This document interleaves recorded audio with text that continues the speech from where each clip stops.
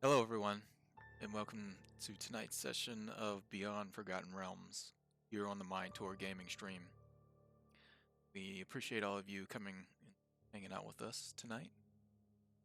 I need to fix Alokian's face real quick. Not I much don't. you can I do don't know about if it, that but I'm can be sorry. fixed. Yeah. One moment, guys, and then we'll be really ready. Forever broken. Promise. I apologize in advance for my face. And there we go. Welcome to tonight's episode of Beyond Forgotten Realms here on the MindTour Gaming stream. Tonight is definitely going to be an interesting night as our adventurers found themselves within the domain of the Coven of the Vast. They'd ventured through this strange tunnel that has attributes much different than what Toril or the material plane does. They wandered their way through this winding, spinning, massive tunnel filled with swamp. They find themselves within the domain of the Coven of the Vast, wandering through, following the pathway that leads ahead into this spiraling tunnel, walking on the ground or wall or ceiling as the path winded its way up and around, as gravity was a bit different here. It was more of what you believed the ground to be. As some experienced a slight scare as tried to play the strangeness of this place, and then others truly falling a bit, taking a good bit of damage as they crash through trees and finally stopping on a large trunk of a tree. And then deeper through, they found some strange mold creatures that seemed to be waiting in ambush. And the group made short work of them, even though some of them came back to life as whatever essence of what these creatures are, the liquid inside them pulled their mold-like bodies and fungi back together. But finding out that definitely necrotic energy stopped this effect.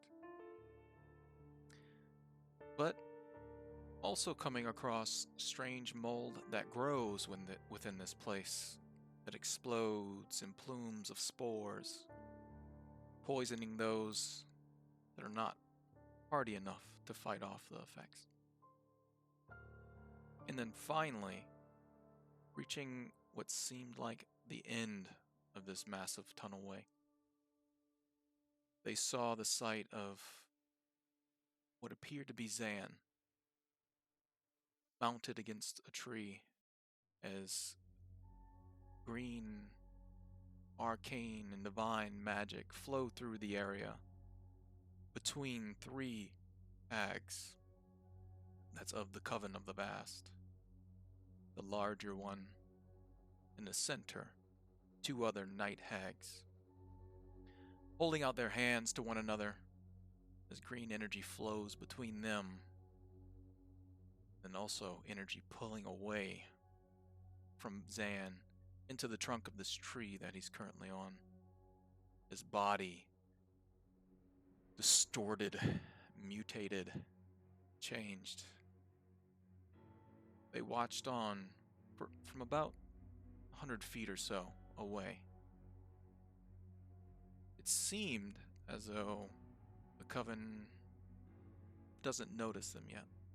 Or if they do, they're too busy in what they're doing, as words come from their mouths as they speak the words of magic of whatever ritual they're currently doing. So now, we go to the group of you as you watch from your vantage point on this path. You can see at the end of the tunnel, they are on the far wall, as this wall and this tunnel ends in a bowl dome-like shape. in the center is a large pool of water that's bubbling and boiling. The Annis hag standing within it, as you see strips of what looks like leather kind of bound and intertwined into their hair. Their massive body, huge, bulking arms held out towards the two night hags. Both night hags also wearing ripped and torn, tattered looking dresses that's makeshift with bits of leather as well.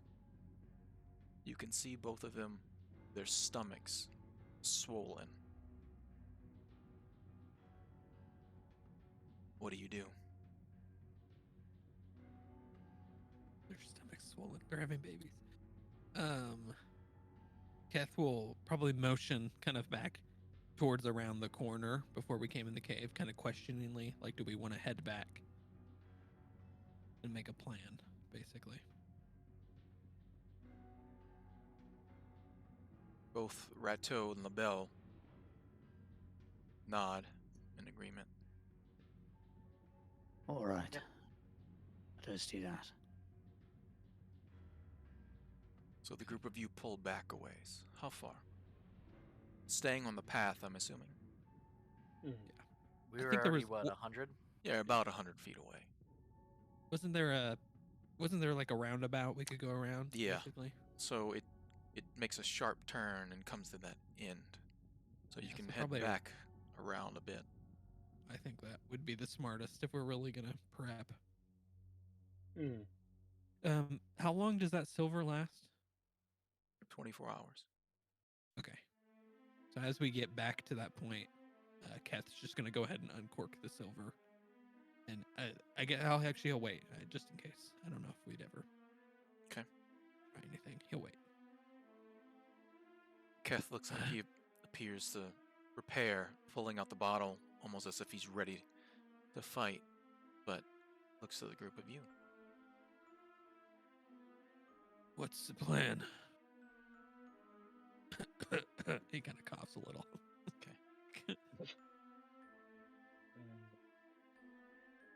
Oh, if there's any way for us to remove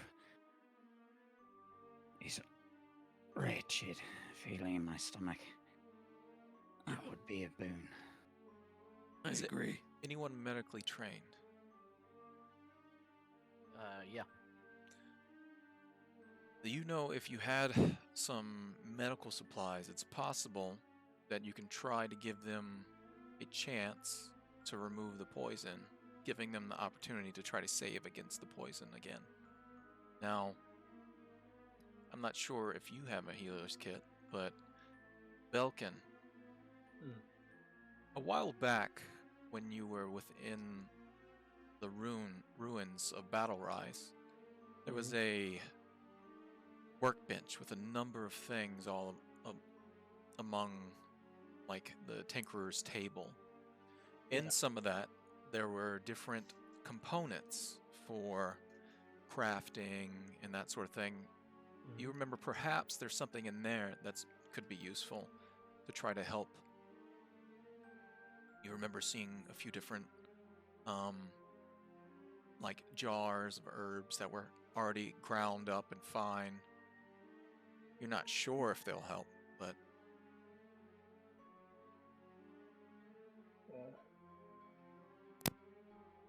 I don't know if I want to take a chance with these herbs. You might know better than I. May I examine them? Yeah, sure. Can I discern whether or not they'd be enough? go ahead and roll me a knowledge nature check as you're going through what supplies are there. 15. Though most of these herbs supplies that are there are made to actually make poisons, you can probably use them to try to do the reverse effect and cure a poison, or at least give them a chance to fight it off quickly. Okay, I would like to try that.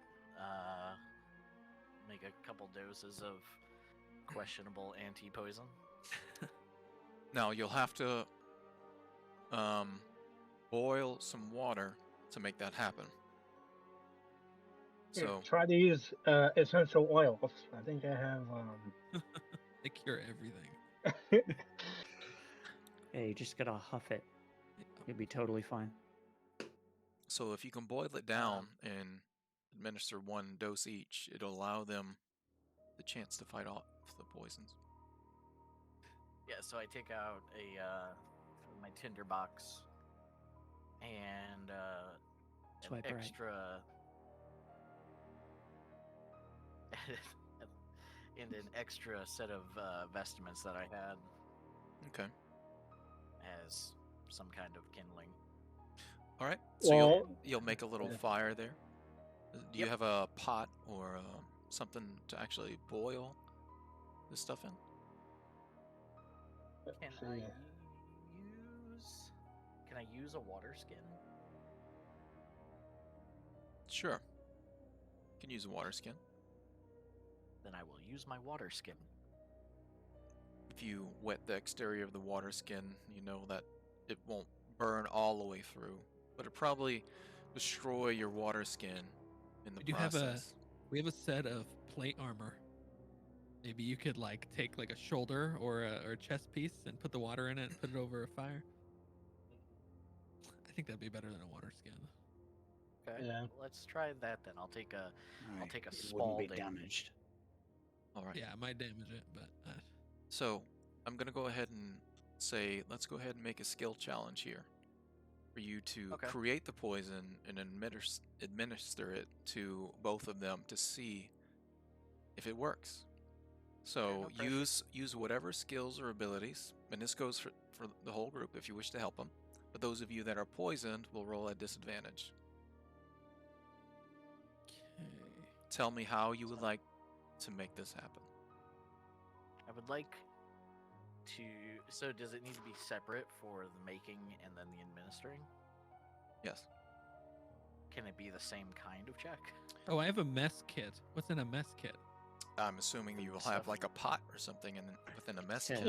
Yeah, that, No. yeah. It's Too Yeah, late. Well, we I'm have, already using a shoulder piece. He's already on it. He's honest. So if you use the same skill, the difficulty will go up each time you use it. Okay. That makes sense. Yeah. Let me think for Yeah, a second Mess here. kit does contain a pot. Okay, so we have a pot. That would be easier. Let's just use a pot. But Like, Logan really look, wanted to use that shoulder piece. Lokian's already putting stuff inside the shoulder hanging off piece. of his backpack is a pot. He's like, oh yeah, oh I forgot about this. So I know it's going to increase the difficulty, but I'm going to do a medicine check for both, and here's why. I want to use a medicine check for creating the medicine, Yeah. Yep. and then another medicine check for administering it correctly. Okay. Now you How know many? Sorry, go ahead, man.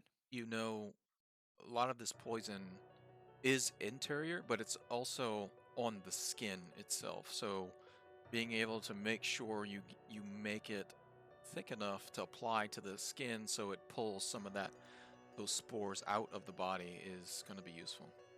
How many different kinds of herbs are there? Are there lots or just a few?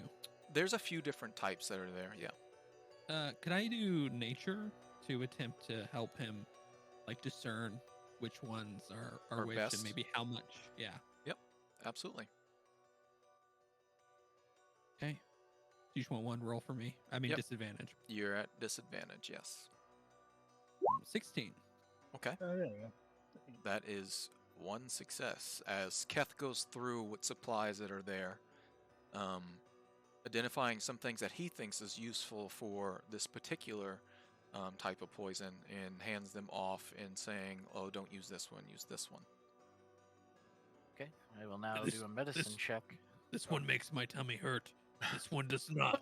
That one will make you vomit even more. It's very insightful, Keth. I will do my best. Thank you for narrowing this down for me. You're welcome. I will attempt to create this concoction. And I will do a medicine check to see if I can create. All right. Empower you. 26. There you go. All right. Alokian lets the water within the pot boil to what he believes is the right temperature and begins to put each type of herb one at a time, 3 in total, into the pot. The stench that's coming from this pot is tremendous. It's filling the area like someone just ripped a terrible one, and that they have like really bad stomach ache right now. But over time, he thickens it down, and then finally at the end, looking, you take a bit of the dirt, the earth beneath you, and put it into the pot to thicken it even more, where you believe it'll be enough to set across the body and sit for a little while to be able to pull some of that poison out of the body. But after probably about 20 minutes or so, Loken, you believe you've completed the process in creating this antidote, but now you need to apply it to both Kaz and Keth. How far are we from the coven? That's up to you. I assume probably another 100 feet or so. Probably at least, yeah. Also, I'm not taking your vaccine. I hear it swells up your balls and there's arcane magic in it to track my whereabouts. Is there Kaz, can you set aside my worries and have Tomoe see if the coven are still doing their ritual while we're preparing our ritual?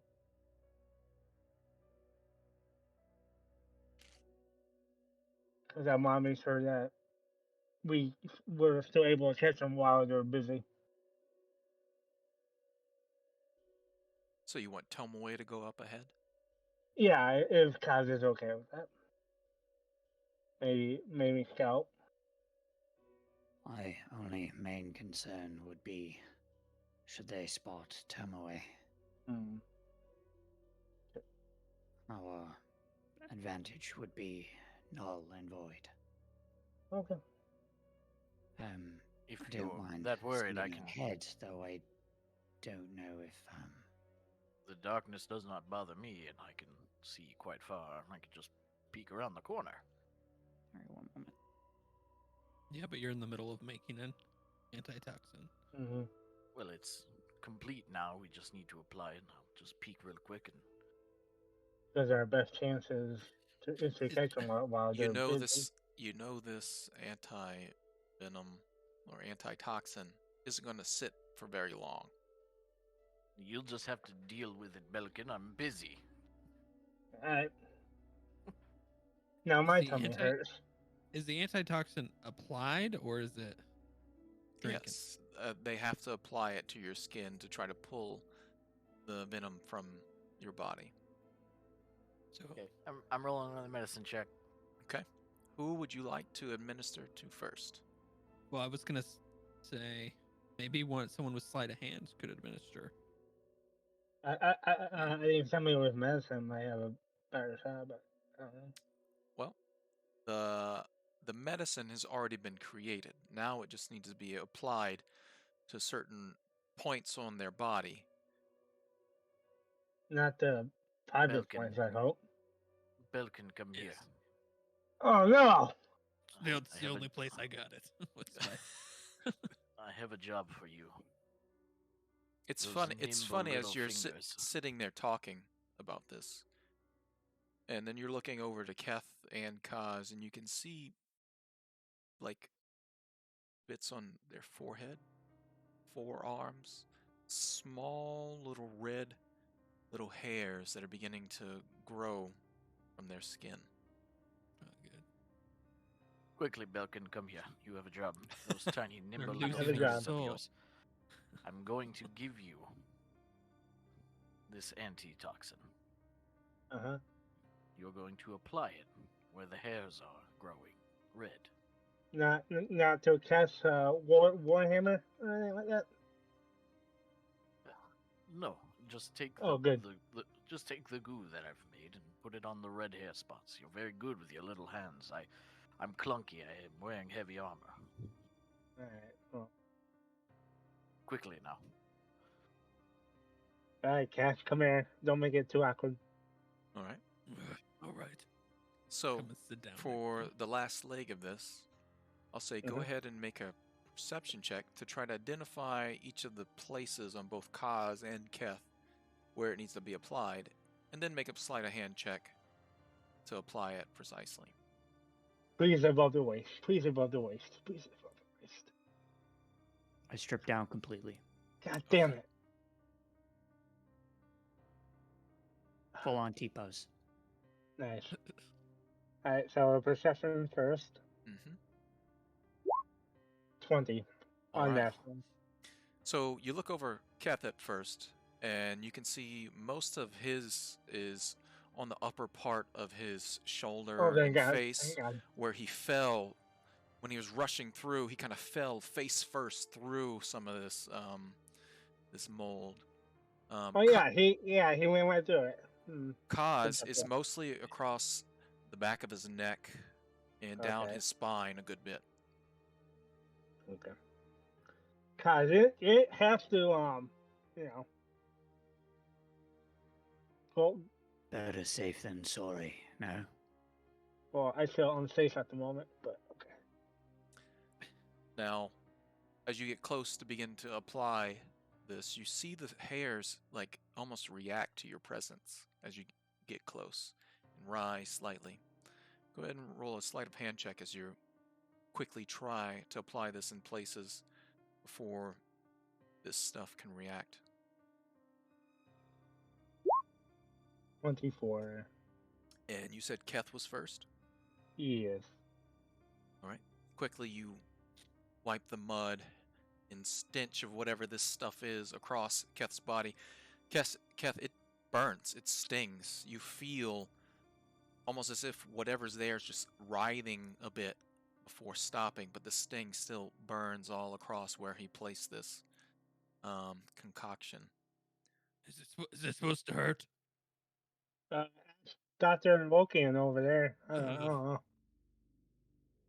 Definitely. Okay. All right. Now roll one more time for Kaz. Okay. 21. And once again, Nice. quickly you apply this to the back of Kaz's neck, down a bit of his back to the middle of his spine. You believe you got everything that you can find and applied it pretty well. And Kaz, again, it burns like almost like fire, almost. I'm a natural born nurse. But there's this stench just kind of emanating from it. Now, I need both of you to roll Constitution saving throws. Okay. Oh, Cos did it first. 17. Oh, 22. You feel after the burn, both of you, as if your muscles were tight and stiff as whatever this was just pulsing through your veins. You feel that burn begin to turn cool across your back. And then whatever poison just seeping and pulled out of your body and into the concoction that Alokian had made. You are no longer poisoned.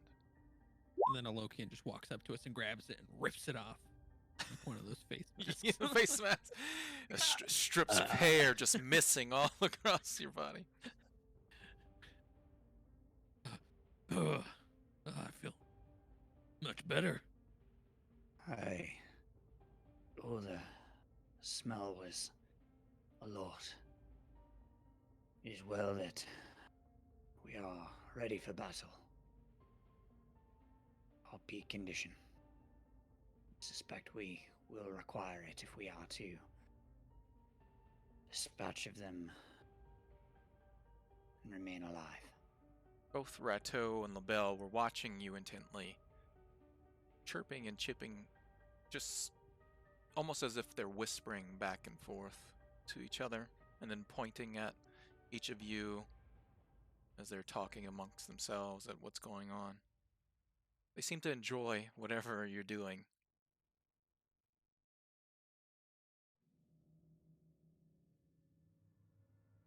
Well, Enjoying the show there, little ones. Rateau goes to speak, but then holds his tongue for a moment, moves his fingers, and then whispers, "Yes, yes, very much." I'll get dressed again. Okay.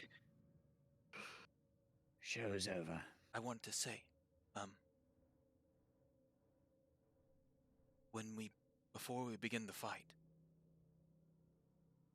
I'll summon the guardian of our people. Oh. The what now? It's a creature from the plane of Earth. It's been passed down from generation to generation of our people. I believe I can bring him here. He should be able to help, at least for a while, or until he's Well, destroyed.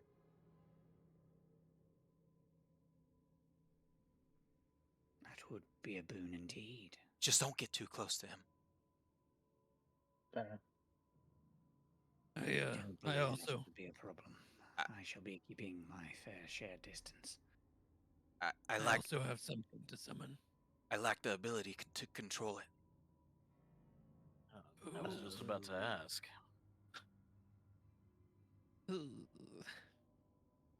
This should get very interesting indeed.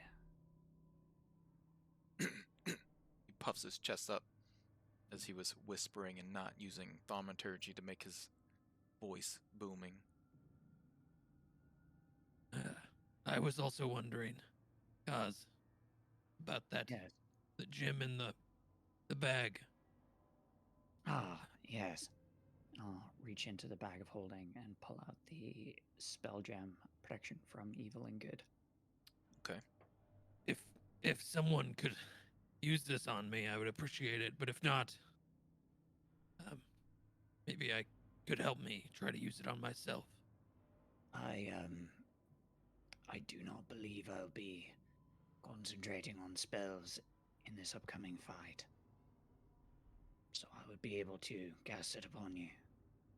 Perfect.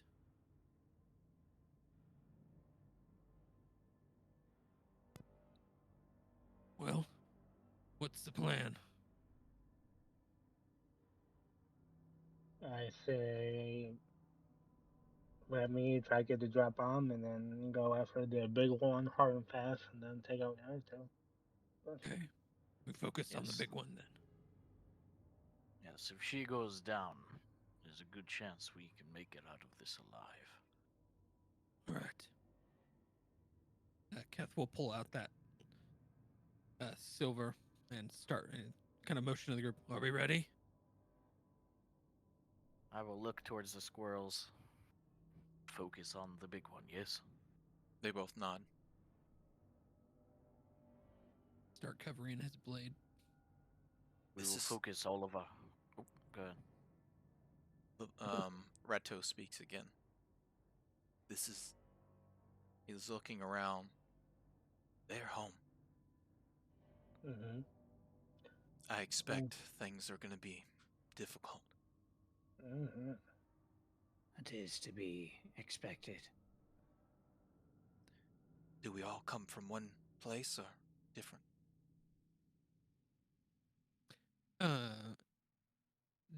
DM, would it be possible for us to see would that give away too much to see our map? So, if we want to go over to the map, we sure can. Mm. Just to see kind of where they're at, what we're looking at. Yep. Yeah. I think that would. Yeah. Definitely. All right. So, I currently have all of you in the bottom left corner. Feel free to move yourselves around the edge where you wish to go. Okay.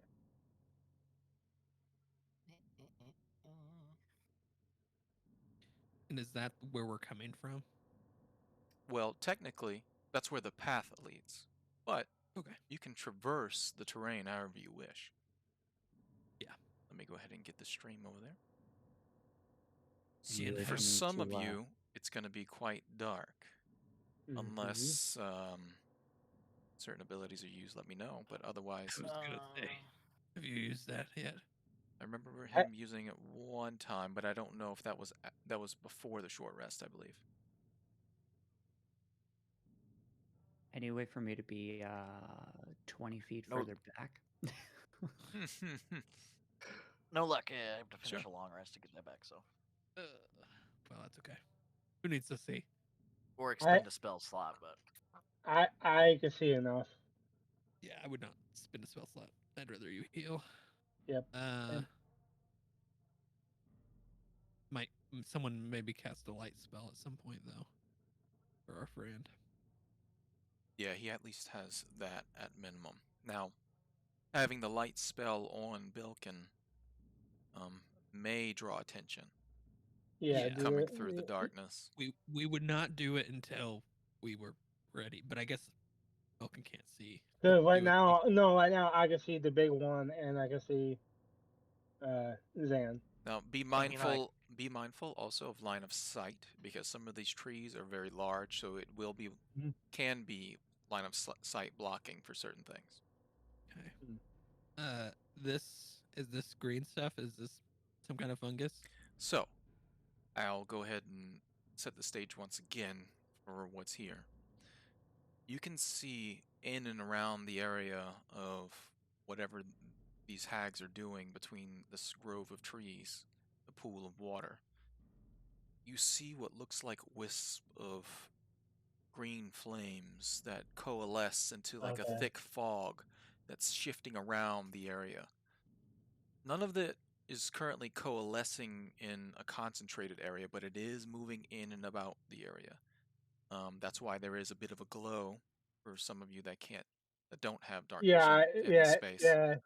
It's giving me about 10 feet per. So, all that area that you can see is dim light. But there is that foggy green fire that's shifting about. Currently, it's just moving around slowly.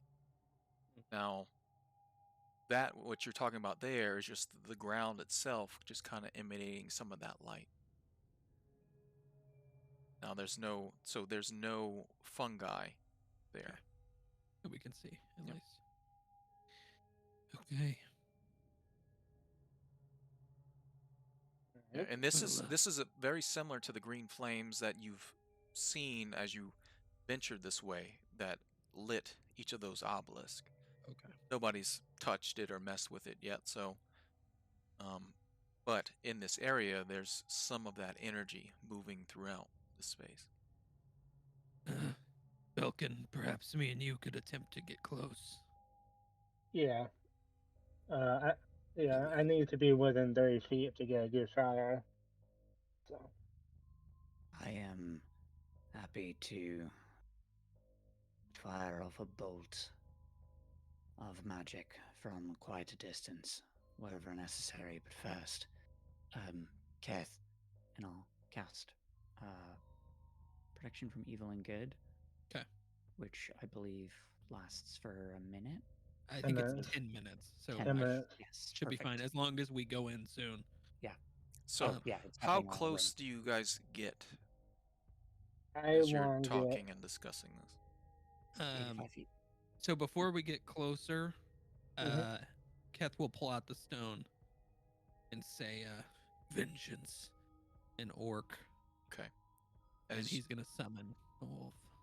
As you do, everyone sees Keth take out that black heart-shaped stone, and anyone that can speak Orcish can understand the word he says, and as he does, a blue spark emanates from the center of that stone, and then you see a wispy form just kind of coalesce, and mist rises from the earth beside him into the form of a large wolf. Who's a good boy? I bet the wolf.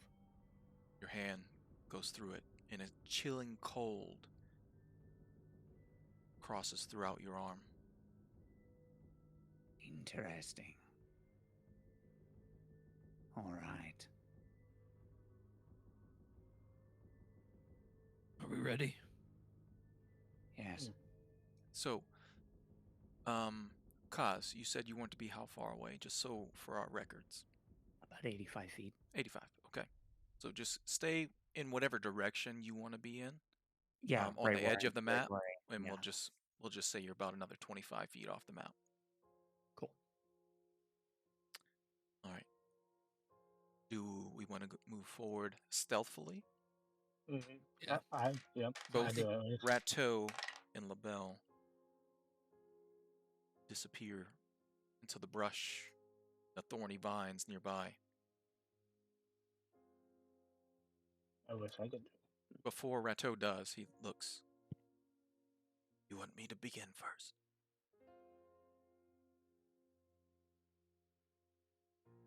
I think Belkin is gonna start it. And then I'll summon. Yeah. Yes. Then he bounds off. Put it on the opposite side of us. Okay. Near the night hags. All right. All right, Belkin, are you ready? Everybody is So- out or me? Place yourselves on the board and go ahead and roll stealth checks to see if you can Mhm. stealthily move forward. Don't screw this up, Keth. Or me. I know I got high Oh, Thanks. I screwed it up. I got a 24. Oh my Screwed it god. up more. Oh, guys well, are I so didn't. good at I didn't know this. if Lokian was sneaking in or not. I thought you maybe be a little further Amazing. away. Maybe I don't know if me and Loki and not a Lokian. Me and Belkin maybe would separate. I guess that'd be up to Belkin, kind of. Yep, that's up to you guys. But as you're moving forward and getting to this point on the edge of the map, you're moving through some of the vines and straying off the path slightly to sort of spread out and prepare. Both Belkin and not Belkin, both Keth and Lokian, you get caught on a bit of brush. A few trees snap as you're moving forward. You hear some thorns scrape across Alokian's metal armor as well. And you see not Maud or Haley, but Mother, as she's chanting, her large hands out toward her two companions. Her head snaps and looks back in the direction you're coming from. Her words do not stop, but a glare in your direction as she's watching you come from the trees down the path in this direction. She seems ready as she turns and looks to the others, saying a few words in Abyssal. Does anyone understand Abyssal? Alright. So, let's go ahead and roll initiative. How far did I get mined? How close? That far or farther? You guys basically got to the map's edge, basically where you guys were, to Oh, okay. traverse with that stealth check. Cause you don't need a roll because you're staying out of 60 feet, and Okay. they would not notice you currently. Cool. How far away are they able to stuff? What was that? You cut out there. How far can I move in stealth? You all got to the edge of the map at this point where we're rolling initiative. Gotcha. Sound raid. I like those initiatives. Very nice. Great. Nice and low. Perfect. Very good. Yeah. That's too many. That's too many. You're doing way too many. Wow. Too many. Even I got low initiative. Holy shit. We all rolled bad. Except for that. Let's get all The- the bad rolls out. Except all for the the bad two rolls night out. hags. Shake them Oh, out. and our Shake squirrel. all the bad rolls out. Alright, Hey, I'm just glad I'm not poisoned anymore. That's gonna help. And that spell that caused that's gonna be huge. Yeah. That Annis hag is not gonna do very well. I guess it will get regular attacks on me, but it won't get advantage. All right. Let's go It'll ahead get and get the it'll initiative get order disadvantage down. Well, if I reckless. if you reckless. Yeah, It'll be basic. it'll be regular. So better than advantage. So, Absolutely. Kaz, you're the only one here trained in Arcana, right? I believe so. All right, let me put both LaBelle to where I believe they would be. Go ahead and roll me an Arcana check, as Sure. you notice as one of these bags 10. begin to cast the spell. Okay. You can't really tell, maybe from your vantage point, but they begin to cast a spell in the direction of your companions, as they do not appear to be surprised by them. The first spell, you see one of them holding out their hands through this green energy, and then placing their hands together and seem to have both of these tendrils of energy bound from one hand, and with the other clawed finger begin to point the direction of Keth, as 3 arcane bolts strike out in your direction. Rude. So rude. At least could have let me rage first. You take 10 points of force damage as magic missiles Whoa. strike out, going around the branches and the trees and precisely hitting you directly in the chest. And then the next one does the same as the last, as more arcane bolts shoot out towards Keth, seeming to focusing on him. Take 9 points of force damage as you're pummeled with 3 more arcane bolts. LaBelle will wait till Belkin goes, and so will Rateau, but they're going to move into position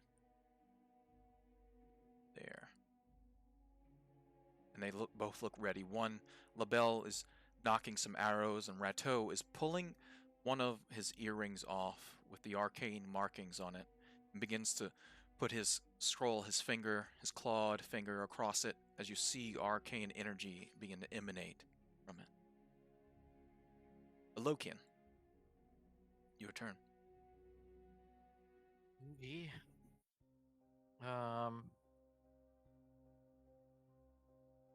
Let's see here. So I think on this first one, let's see, 5, 10, 15, 20. I'm gonna try.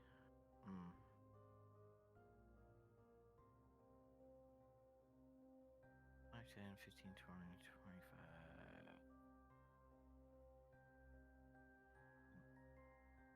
It's no good.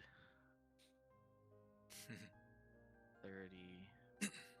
And I'm gonna move there and try to give myself some cover, but I can see her, so she could probably see me. And then make sure that this is still good. I'm going to use my channel divinity to hold on to my pendant. You'll see a faint glow start, and then it bursts outwards 30 feet to do a it's okay, I'm with it tonight, don't worry. Twilight Sanctuary. Okay. So that is my action. And then I will cast Spiritual Weapon next to Mother. All right. I will have... Here it is. You can also see now Zan hanging from the tree. He looks as though he may be unconscious.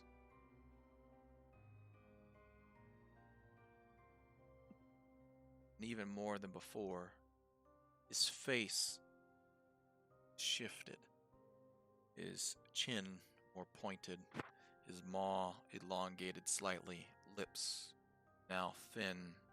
You see teeth, sharp, almost as if like shark-like teeth pushing their way behind his normal teeth. You can see the rest of them come kind of pushing, blood pouring from his mouth. Okay. Can you make it so everyone can see that 30-foot aura? Yep. And spiritual weapon will attack Mother.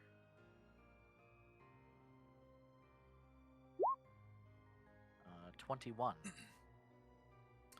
All right, Mother. Your warhammer apparates next to it, coming down on a wide strike. A 21 hits her AC. For 10 force. All right. 10 points of damage from that strike. It cracks across her thick, muscly hide. Oh, she's thick. All right, Alokian, anything else? I will roll my temp HP and I'm done. All right. Keth. Looks like it is now the Spirit Wolf's turn. Okay, I'm gonna make a series of noises with my mouth, command it without you guys. Like it'd be like a kind of like a dog owner would. Okay. Clicks twice with his tongue. And Omak, gonna move. I think he'll move right there for now. Okay. Kind of getting some cover behind that tree as best he can. Actually, we'll go right there. That seems like better cover. Getting cover from behind that tree, and he's gonna hold an action. If anything comes within range of him, he will attack. Okay. Everyone can see as Omak, this spiritual, ghostly form of a wolf, it doesn't run. It begins to float forward and fly over the ground as he's commanded by Kef. What do you add for temporary hit points, Joey? It's a D6 plus 3. +3. Perfect. All I right. just gave 9 hit points to my Kaz. head, so thanks. You're watching from your vantage point about 85 feet away. You have a good line of sight, though, because of how the ground is curved. So you're more looking on an angle up at them. Okay.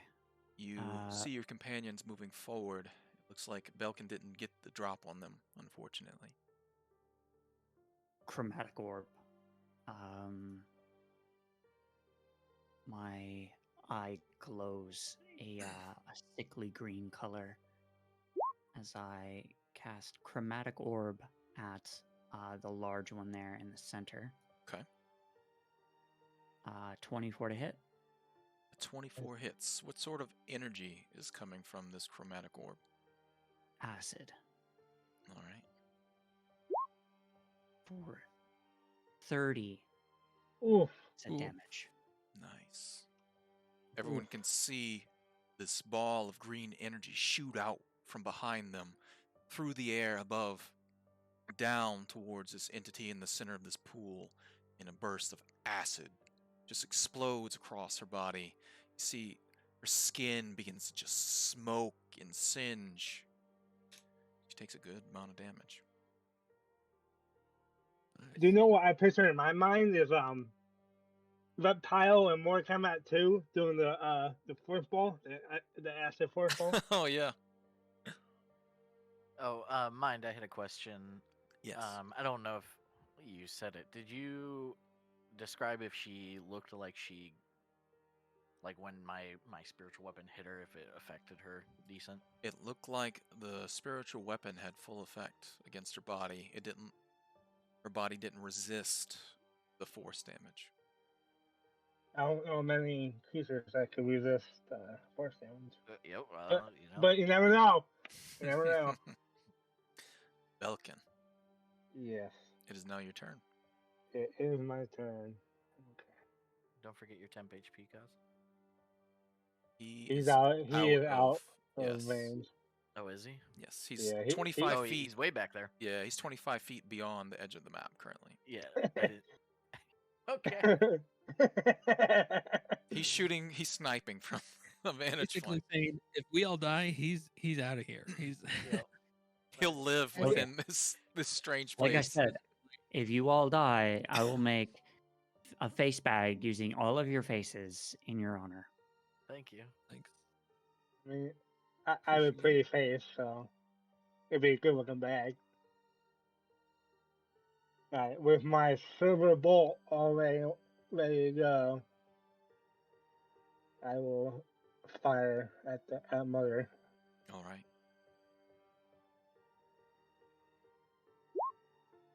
It does not hit. 11. Sadly. You rush forward, trying to take aim towards Mother as she's half within the water. She ducks low as she hears the tang of your bolt goes flying overhead. And these stats, I join for 10 HP. D6 plus 3. I'm going to get All right. 5. I'll take it. And you see a flash of arcane energy come from Rateau as just north of the Night Hag on the northeastern side of the map, the very earth sort of shifts and opens up as this creature made of dark stone, thick scales all across its body, a pair of curved horns that end in what looks like beautiful branches of a tree. Its maw with sharp stone teeth, clawed fingers, and thick feather-like wings steps from the earth, looks forward toward this creature before it, and begins to try to tear it apart with tooth and claw. Okay. As it does leap from the ground, apparently the hag was not prepared for this creature, That's right. as one attack is critical. Ooh. There you go. Roll like a DM. There you go. Perfect. Yep. It bites into the back of the hag and begins to just claw across its back and shoulders. Its claws also doing damage, though even though it does get a vicious jump on the hag, it doesn't appear to do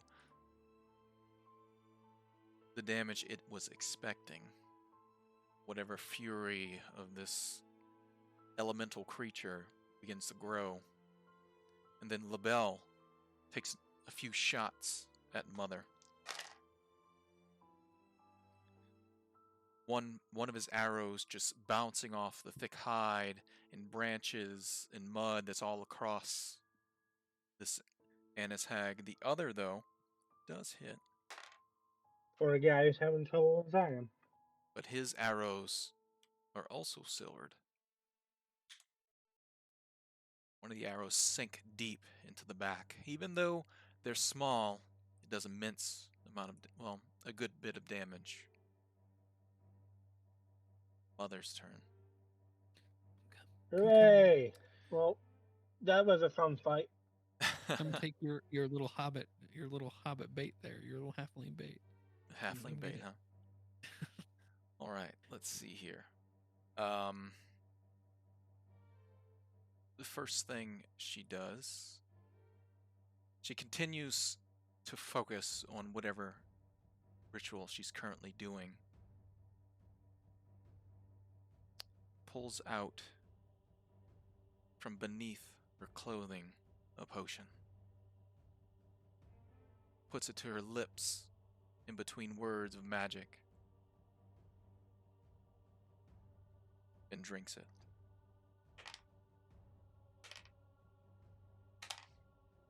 Okay. You see some of the wounds across her body begin to close. Anger welling up in her eyes, but she stays focused. The task at hand and what she's doing.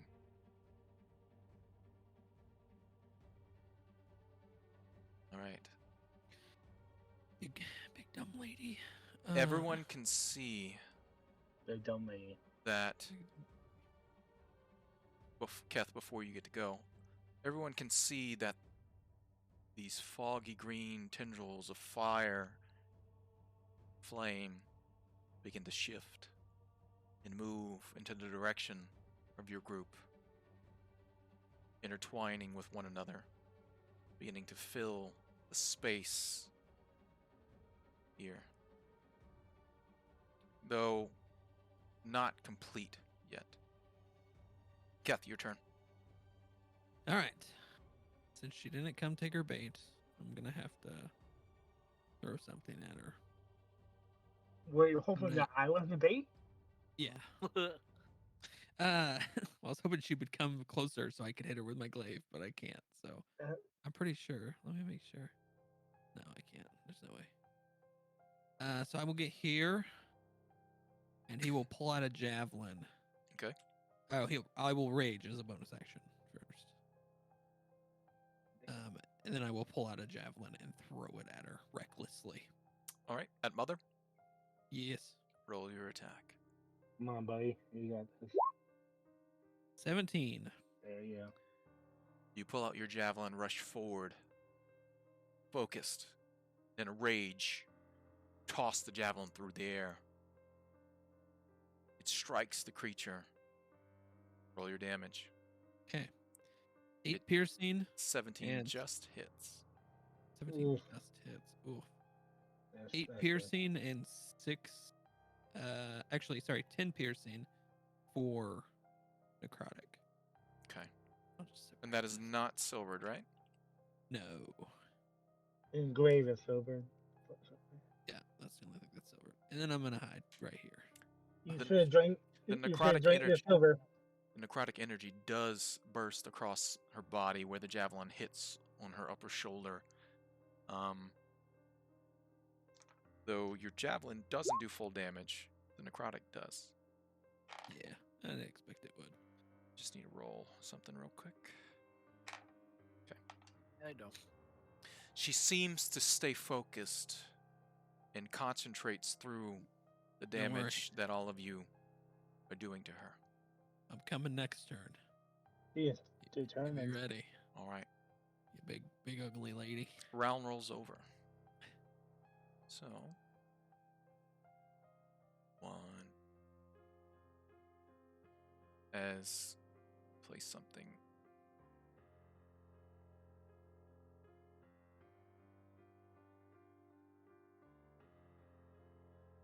Oh dear, Is that Tim Hortons? that doesn't look good. So, Yeah, it is.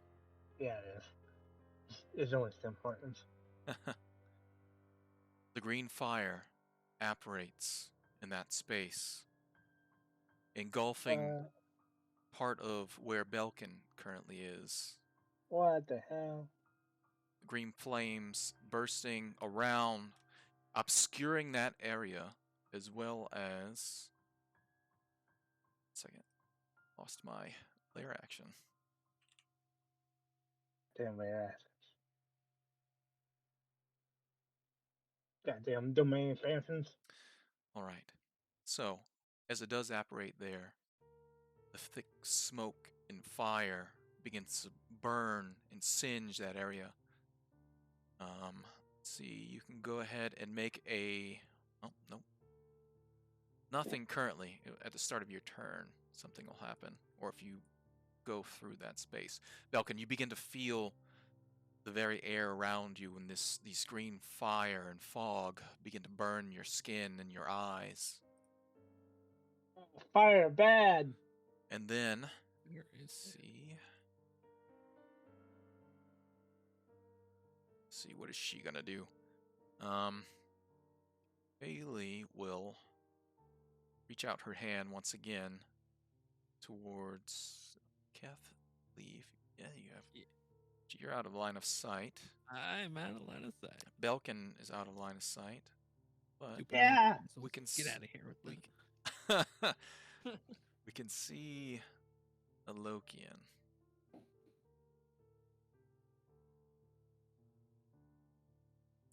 All right.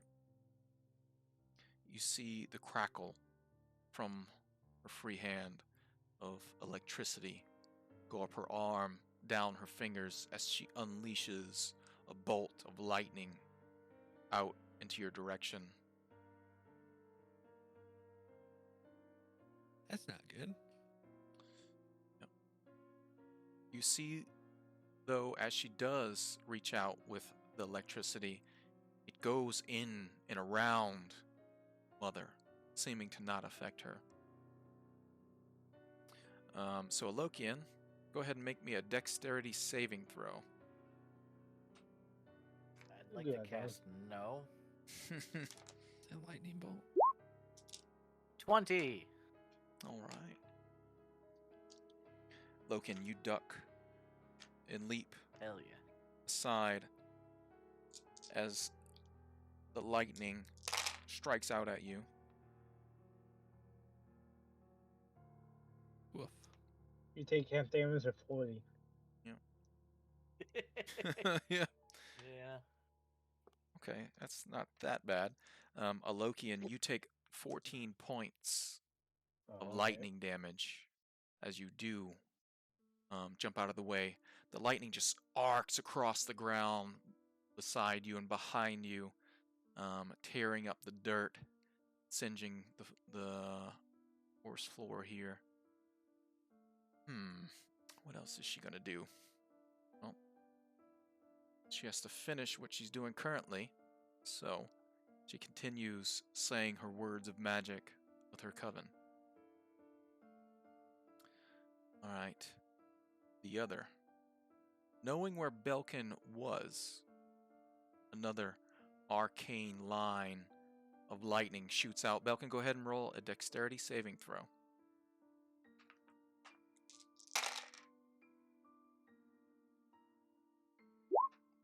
13. 13? Mm-hmm. Oh no. Belkin, Mm-hmm. you're unable to dodge out of the way fast enough as the lightning bolt directly strikes throughout your body. Your muscles convulse and shake. Everyone can hear the sound of Belkin's voice vibrating as he tries to let out a scream and a yell. Oh. Alright, Belkin, you take 23 points of lightning damage. With my damage pay, so 23 is right? Yes. My 5 is yeah, from the FP. Don't forget your about your temporary. Yeah, if I did first, so I have 5 temp, so it'll be 18 after the temp. So Okay. All right. minus. Yeah. Still up. It is now LaBelle's turn. He rushes forward to the brush here, trying to take some cover, but unleashes 2 more arrows, but staying within the Lokian's effect. Oh gosh. One of his arrows snaps in his hand as he's quickly trying to grab it too fast. He drops it to the ground in front of him, but he unleashes the other arrow, and it does strike Mother in the back. Okay, another good hit.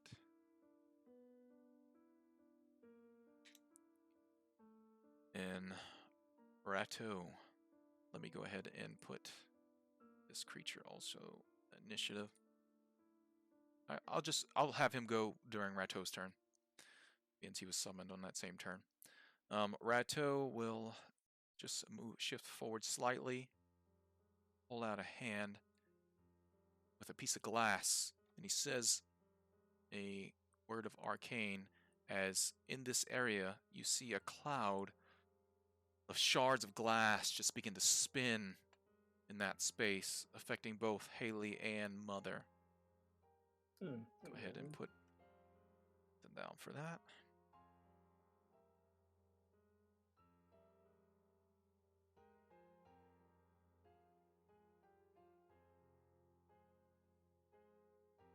All right.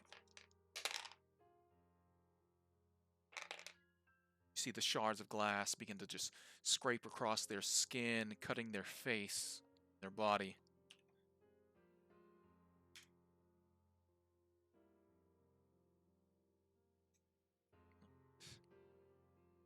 And he begins to concentrate on that spell. Alokin. Okay. Going to move.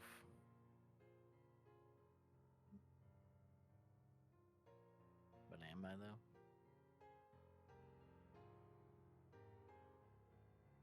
Would this be considered cover right here? So if you would have cover right there, but there's also that obscuring fog and flames that are enveloping that area. Yeah. You can also see that it's singeing, Belkin's body where he currently is. It begins to burn and eat away at his leather armor and his skin. Okay, 5, 10, Mhm. 15, 20, 25, 30. Alright, I'm just gonna move right up to Mother. Oh wow. Alright. You see a Lokian rush forward, and you move into that water that's there. Sure. Yep. Yep. He leaps into the water. Alokian, the water goes up to your chest. So, Oh, that's pretty deep. Yep. Didn't expect that. so any movement in that space is currently hindering. Just so you know, from that point on, if you want to get out of it, leaping in is just fine. But you rush forward behind Mother as she's focusing on the ritual. What do you do?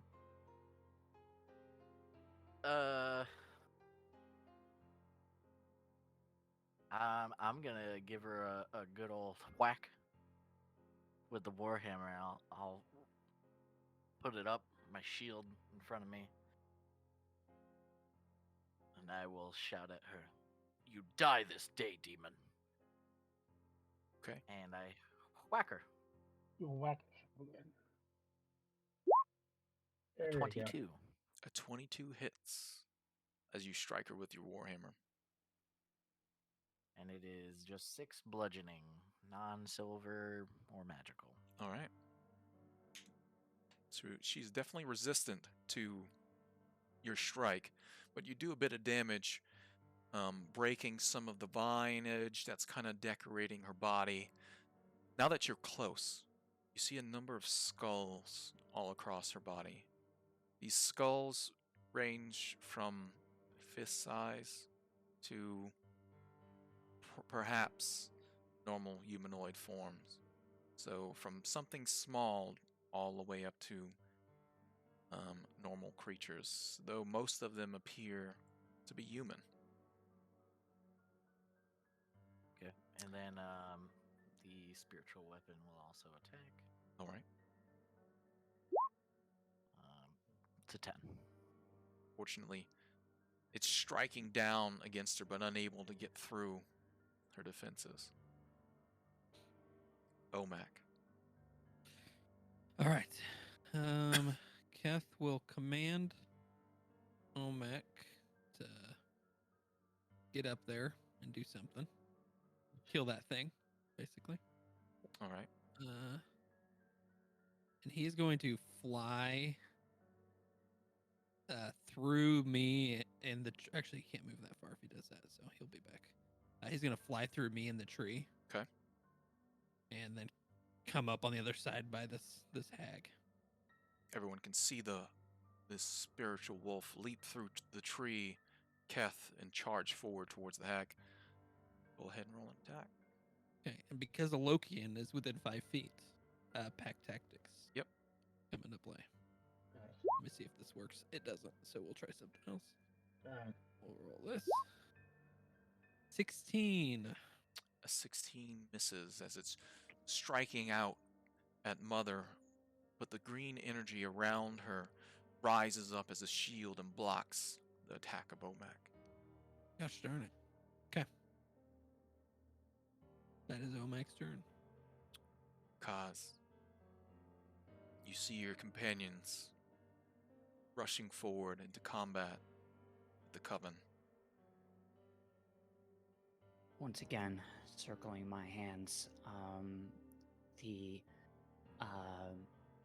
arcane focus glowing a sickly green color. Asi Dobu! And I cast a 4-inch little orb of acid at the hag mother bitch. Okay. That is a 18 to hit. Nice. An 18 Oof. hits.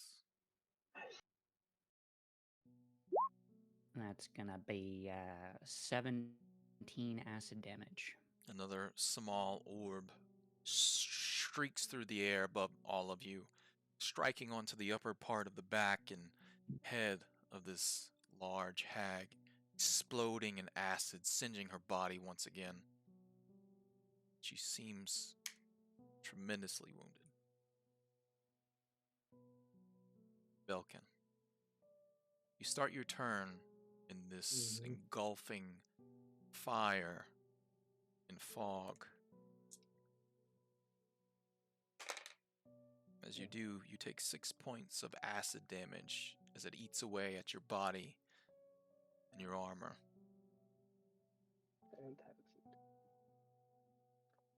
Alright, well, I'm definitely gonna move away from there. What? 15, 20, there you go. 25 now, I can see her. Alright, I'm gonna try shoot at her. Okay. Hopefully I can do You something. pull out of the area of that Yep. fog and rush behind Keth. Moving around the tree, you see the scene before you. Go ahead and make an attack. Yep. Halfling luck, please. Thank you. You got it. Oh my god, I can't fight tonight. 11. Another silver Ooh. arrow, bolt strikes out towards Mother, shattering across her back. Don't forget you have inspiration. Oh shit. Oh wait, that's real? I thought that was a joke. No, that was real. Oh, what the hell? I'll use my inspiration then. I'll Go try ahead. again. Nope. Ugh. Poor thing.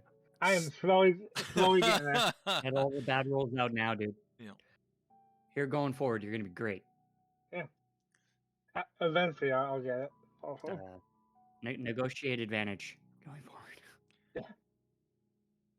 And Alright, with one blast of green fire emanating from all three of the hags, shoot out towards Zan's body, hanging from the tree. that's not nice. And then it darkens for a moment. Entire space for green flames emanate, reappear all around you. You can see Zan's form mutated even more. The maw pulled forward, a long tongue hanging slack from his mouth, his eyes sunken in. Long fingers and claws as he's bound.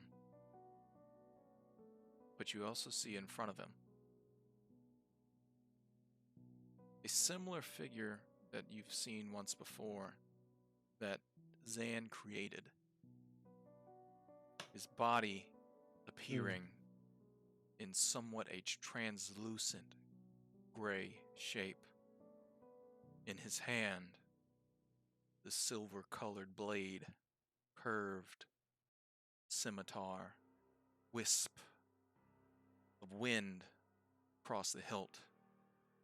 He nods to each of you as he leaps forward, the form charging towards Mother.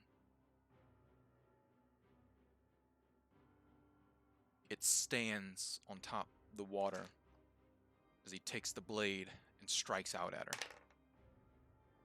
The first strike, Mother takes the blade, knocking it aside, but the next comes forward, up, across the stomach of the hag.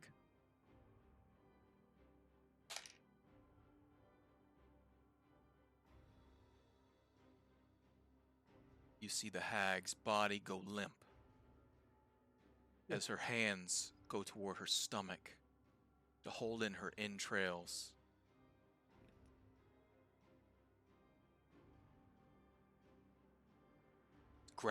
Gasping for breath, it's still alive as it falls beneath the water.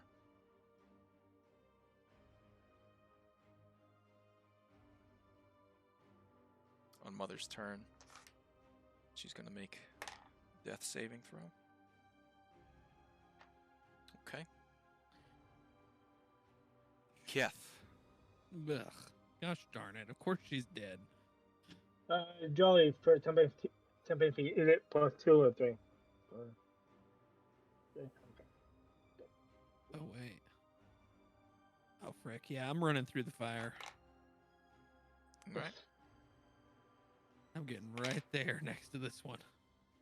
Just so you know, I rolled for that elemental creature, and it did hit Haley one time. As you rush through the green flames, you take 6 points of acid damage.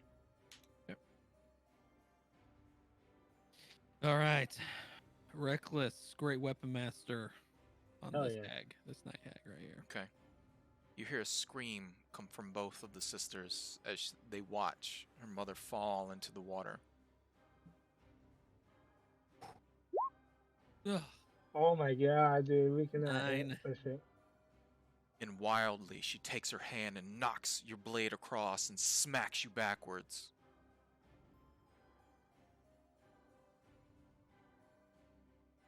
Okay. That's Keth's turn. All right. Don't forget your temporary pain. Oh, yeah. Reroll it. See if I get better. Those shards of glass that's circling that area, tearing into both Mother and Haley on their turns also. Which I need to, Sounds like glass. which causes Mother to fail one of her death saves as well. All right, Haley will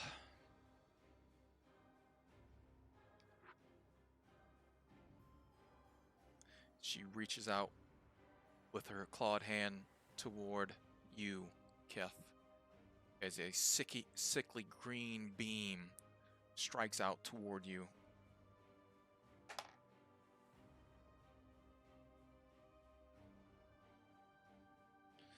Does at advantage? With disadvantage. Disadvantage. Disadvantage? Protection. Yep, that's true. So it'll be regular, I guess. A regular roll, yep.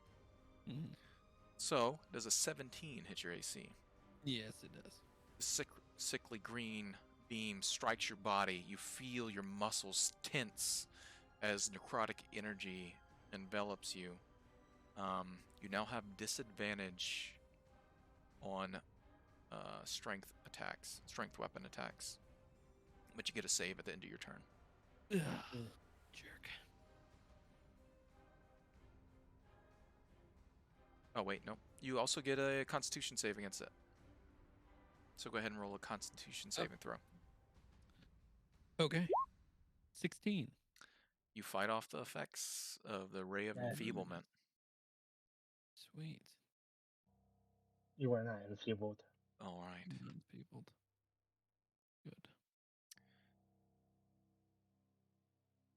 Another scream comes from Maud. It says, "You all die." And Me first. where are we going to target? She looks up from the direction of where those beams of acid came from. Mm. Kaz, I need you to go ahead and make a wisdom saving throw. Oh. You're Okay. a wise person. You got this. You're so wise. 9. You hear a snap right behind you, a branch on the forest floor. As you turn, you feel a sharp pain in your stomach as your father takes his blade strikes you. No.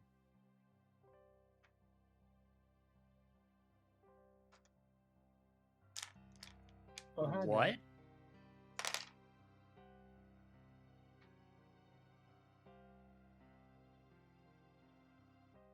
You take, oh goodness, 27 points of psychic damage.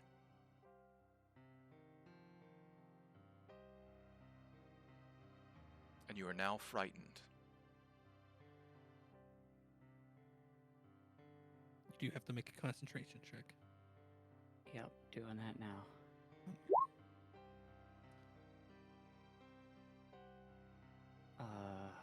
I would It, meet it, right? Usually, yeah. yeah, that just meets it.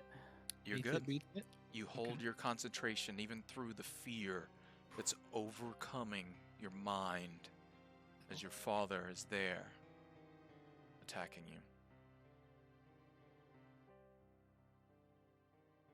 So it was an attack, right? Could I have shielded as a reaction in that time? So just so you know, out of game, it was Phantasmal Killer. Yeah, Oh, I figured it was, yeah. Gotcha. Fuck. All right. Yeah. LaBelle watches the large hag sink beneath the water and takes aim towards the hag that's being assaulted by the elemental creature. He drops another arrow as he's shuffling through. Probably seems a bit nervous. But the other one hits. And his silvered arrow fully affecting the hag there. Rateau, continue to focus on the cloud of shards of glass that's circling that area there. You will then also cast Magic Missile against Haley, trying to focus fire on the one hag that's currently wounded. No longer seeing the mother that's sunk beneath the water. And multiple bolts of arcane force strike her. Alright. But he will stay where he currently... Well, actually, he'll move forward to get into a Lokian's area of effect. Get that extra life. Invigoration. Lokian, it's your turn. You see the hag just beneath the water in front of you. Bubbles coming from her nose and mouth. Reddish purple blood begin to seep from her wounds and surface. But you still see I will. body shifting about. I will get on top of her, Hey now. wrap my hands around her neck, and try to squeeze whatever remaining life. I want to keep squeezing till there's no more bubbles. In the Make the bubble stop, Joey. Make them stop. Make the bubbles stop. Go ahead and roll me a concentration check. Constitution. Constitution. 18. You get on top of Mother's body, find her large, bulbous head. Your hands wrapping around her thick neck, but you feel the pulse in her veins. You feel her gasping for air. She's taking in water, beginning to drown. But your hands feel her life there. Even though you're focused on killing her, you still concentrate on the magic that you have on the field. But you feel her body slowly go limp as it twitches, finally dies. The green energy in and around the area flickers and flashes as Alokian begins to kill Mother. A shake on the ground beneath all of you and all around you. As Mother begins to die, so does her domain. No more domain expansion for you. Feel free to go ahead and utilize your spiritual weapon as well, Alokian. I will. Thank you. For Awoken, she was a MILF. A mother I would to finish. Gosh.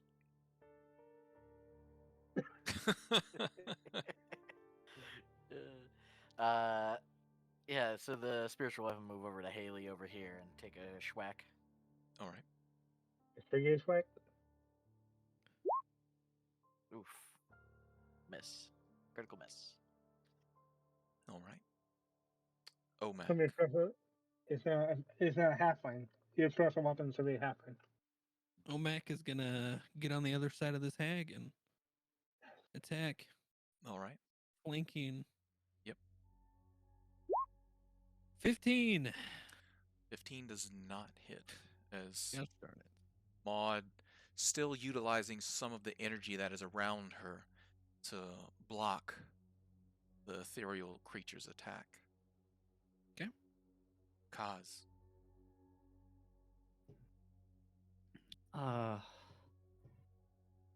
First things first, Misty Step 30 feet away. Kaz, you misty step away from where your father is. Do you want to get closer to your companions, I'm assuming? Because obviously this creature is behind him. Yeah. As you disappear and reappear closer to your companions, you can come onto the board now if you wish, because they were only 25 feet. We're only 25 feet off the board. So there we go. And then I'm going to 5, 10, 25.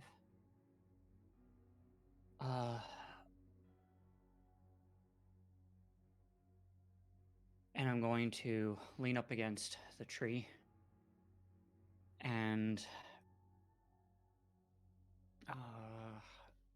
do I As Kaz does, he feels a hand on his shoulder, Oh no. gripping him tightly. You can't run from this. In an elven tongue, as he turns, his father there next to him. You fail like I have. You're dead. You're dead. And I am going to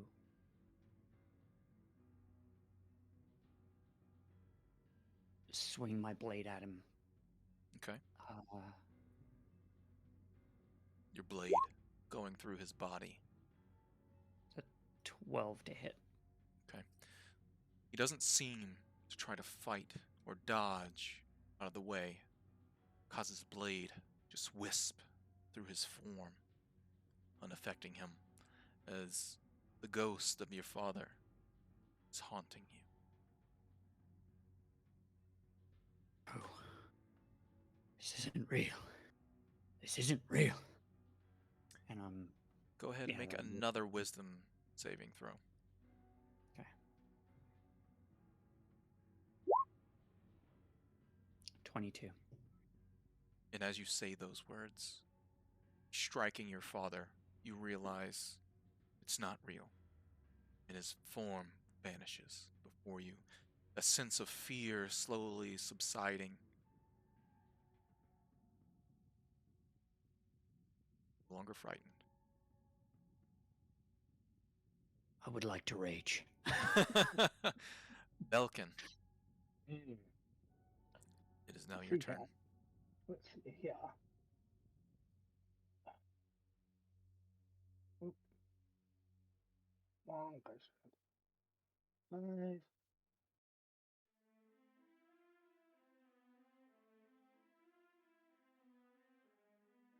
Nope, not yet. 10.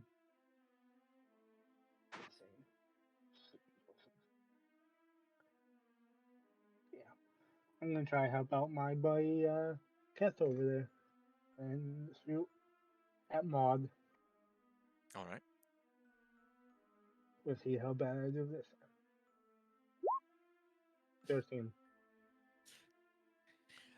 I You're don't not- think me and Belkin have done any damage in this whole I fight. don't know. I don't know what's happening here. You're not quite sure, Belkin, but every time you're shooting these bolts you've gotten from these Kirkpa, they just shoot wide. You're not sure if it's the nervousness of the battle in front of you, the anger Nope. possibly, or perhaps they cursed you somehow. Nope, they suck at making bolts. That's all it is. You're gonna be that next cousin in your family stories. No, not yet. All right. Anything else, Belkin? No, I got maximum 10 HP, so Okay. We'll go to Mother. Her body unmoving in the water. You feel her life is gone, Lokin. You feel that you've taken it from her. As you lift up and look around you, the ground still slowly beginning to rumble. You see ripples across the water. Then gouts of this fog and mist, and fire begin to emanate in the area all around all of you. As the area begins to get filled with this sickly, burning fog. Everyone takes 5 points of acid damage as it begins to emanate in this space. Fantastic. Including me. No, it's currently. Okay. Let me see. It's only 30 feet, so yeah. Basically, basically Alokian's. Basically a Lokian, yeah. Okay, okay, yep. So Which 5 does, acid. we'll all take damage and we'll just hopefully get it back. Yeah. Keth, it is now your turn. All right, guys. Am I going big?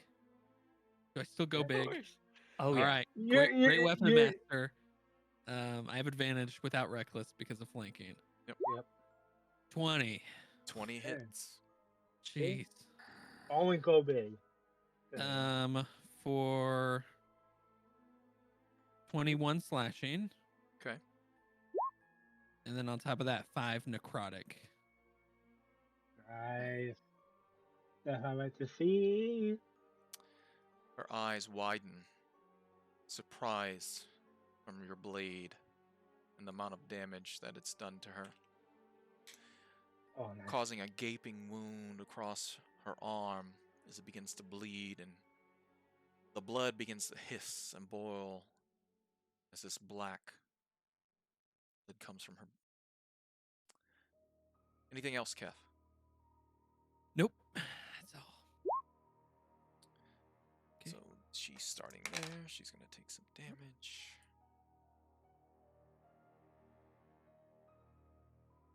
Shards of glass begin to cut, scratch.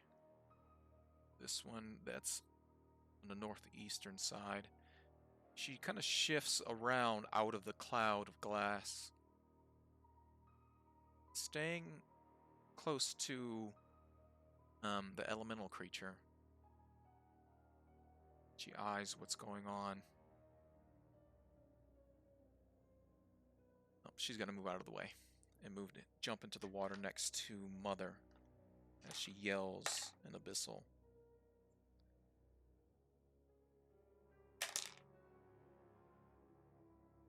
She does take a bit of damage as the elemental creature reaches out and bites a chunk out of her back and on her arm, but she rips it out of its mouth and continues moving. She moves there, reaches forward, and looks over to Maud, saying something in abyssal, touching Mother, and then in green flames engulfing them both, Mother and Haley disappear. Son of a gun. Son of a gun. Maud turns, looking towards Alokian. sharp tooth grin crosses her face. No, thank you. Hard pass? Or pass. I need you to roll a wisdom saving throw again. Cool. Critical failure. Story. You too feel a sharp pain in your back. No. Oh, okay. Yeah. I'd like to use my inspiration. Go ahead. There you go. There you go. 5. Better. There you go. You feel a pull in your mind as this hag begins to play tricks on you, trying to find what you fear the most and use it against you. But you're able to fight off the effects of the phantasmal killer. Because you've already faced your greatest fear today. Exercise. Exercise. She curses as she looks around at both being surrounded. She will move around, putting her back to the tree there. Go ahead and make a attack of opportunity against her with Omak. Yeah. Come on, Omak, please hit something. Yes. 18. 18 hits. 13 necrotic damage. As it bites out, you see necrotic energy where the bite hits Maud. It just burns and singes as it takes a good bit of damage. Wow. That's a good roll. And she will end her turn. I will end her life. LaBelle, not liking this damage that he's taken currently, will move out of the area of this pool where the gouts of fire are emanating from. Begin to move in. Let's see. Okay, he'll move. No, that's not going to be enough. So he's going to actually double move over to where Kaz is to get out of the area of effect. Rateau is also going to take some damage. Start of his turn. He needs to make a concentration check. Ooh, he fails. So the shards of glass disappear. It doesn't look like he's concentrating on the creature that was summoned. Oh, okay. Oh no. So then he's also going to move and rush over with LaBelle. Alokian, your turn. Okay.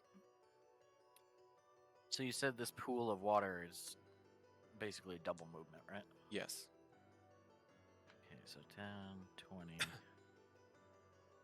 I will move over next to Maud.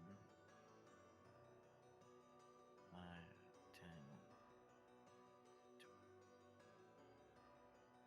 10. Okay. So I will move next to Maud. Okay. And I will grab her by the neck. Why are you grabbing every hat by the neck? What's wrong with you? Yeah. Go ahead. Don't Go like- ahead and make. Go ahead and make a just a melee attack. To see Oh, if you well, can I was grab her. gonna. Well, I was just adding flavor to my Okay, that's fine. inflict wounds. Gotcha. It's cool. We don't fetish shame here. So you reach Yeah. out to try to grab her by the neck. To do inflict wounds. Okay. Yeah. All right. Go ahead and roll the attack. 24. Nice. 24 hits as you do reach out and grab her by the throat. I'll grab her by the throat and I'll say, "You will die like your mother did," and unleash the necrotic energy from my hand. All right. 20. It is 20. And with a pulse of that energy, you can see her veins blacken where you grab her the throat. Breathing heavy, she's still alive.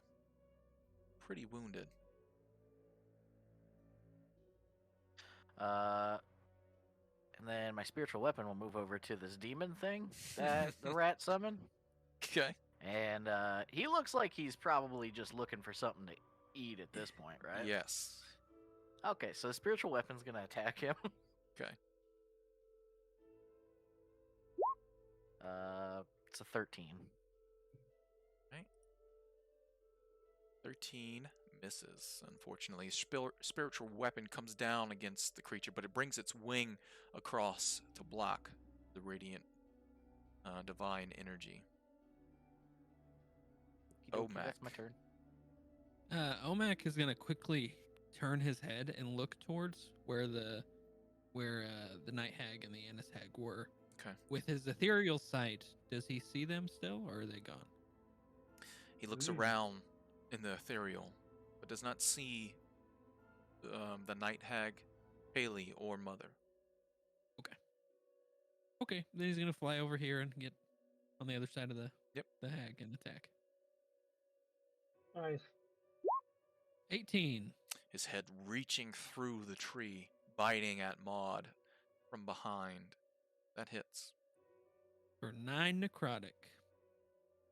She takes it. I'm going to go ahead and go with Zan because I've forgotten to go with him. You see his spiritual form walk over beside the group of you. And 2 reaches out, tries to grab onto Maud.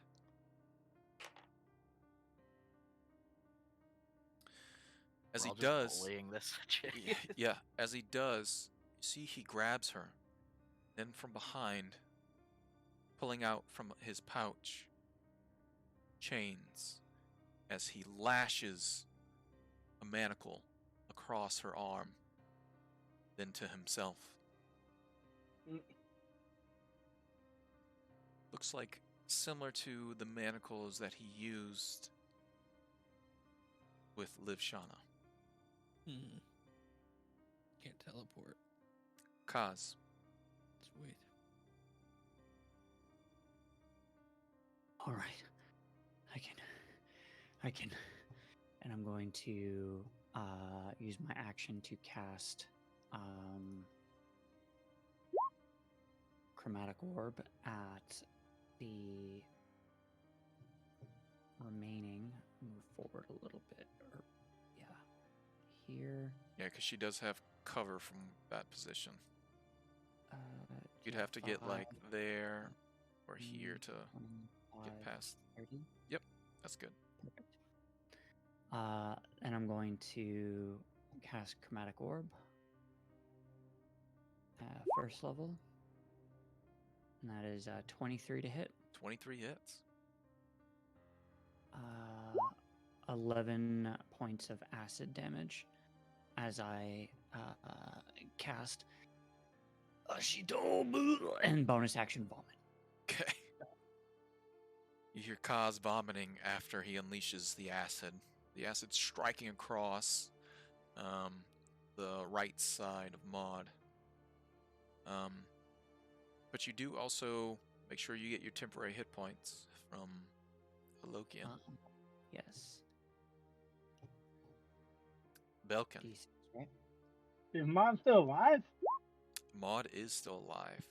Now shackled and manacled to what appears to be a spirit of Zan. And she's a glutton for punishment. I'm gonna check the front swing on my bolt. See if they made a different light. I will take a knee to give myself the aim. Removing my making my speed 0, but giving me advantage. And I will fire a bolt. Okay. No. 23 23 hits. for 17 damage.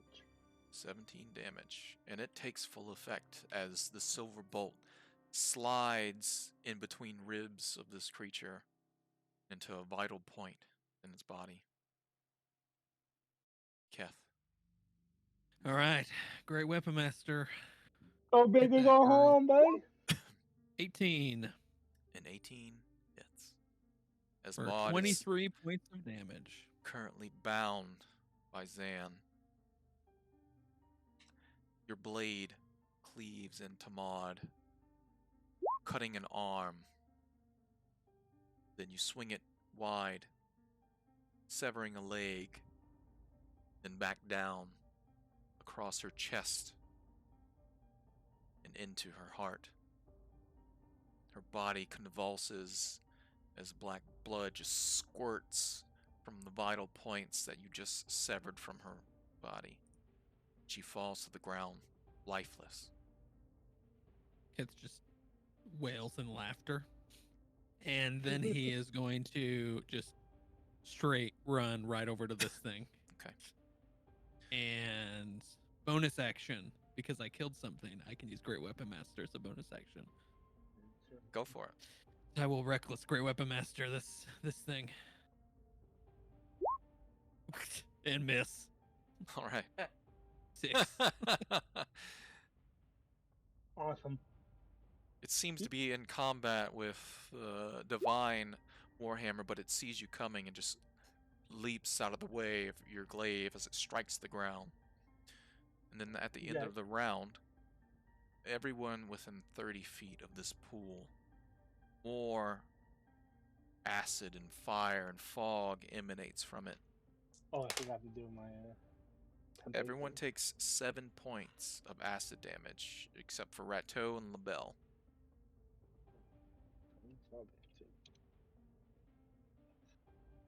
Thank God for your temptation. And so does this creature. Alright. LaBelle calling out in Elven. What do we do now? Are we finished here? As he's looking... I guess he'll go ahead and take... No. He's actually not going to attack the construct. He goes to, and he thinks about it, and then he lowers his bow and says, chirps back and forth with Rateau for a moment. And Rateau nods in agreement. Rateau, let's see. So, from where his position is, he holds out his hand and casts the spell. You see blue energy streak out. It's kind of wrapping around him, streak out from him toward the construct. It hits the construct, and you see sparks of energy all across its body, but it still remains. It doesn't seem to damage it. Kaz, you can make an Arcana check to see what he just tried to cast. All right. 19. He tried to cast the spell magic. Gotcha. Alokian. That's what Keth tried to cast as well. Good call, yeah. 15, 20. I will go over to Zan on the tree. Mm. 1 second, sorry. He's got to talk to Zan. Hold on.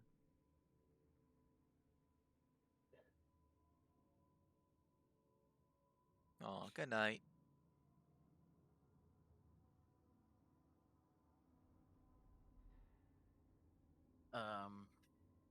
And getting a good look at him, he looks very wounded, yes?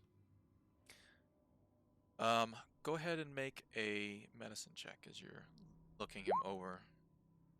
22. You're looking at his body. Much of it is, his skin is cold and gray. His body is, he's not breathing. It's not alive. Mm. Oh, Whoops. well, What?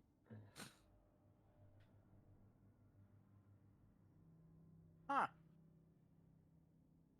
It's just limp, hanging from the tree. Mm-hmm. All right, well then, never mind. I mean, I'll just... Okay.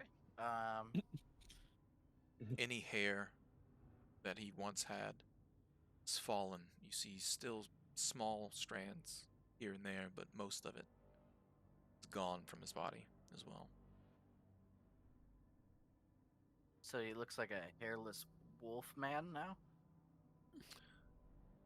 His maw is slightly canine. It's not. It's just more sharp looking and elongated than what it was once before. His muscles seem to thicken. His skin looks tough, and his body's cold to the touch. He has a Okay. long tongue just kind of hanging out his open jaw. His eyes are closed and it's unmoving, his head hanging down. His fingers look elongated.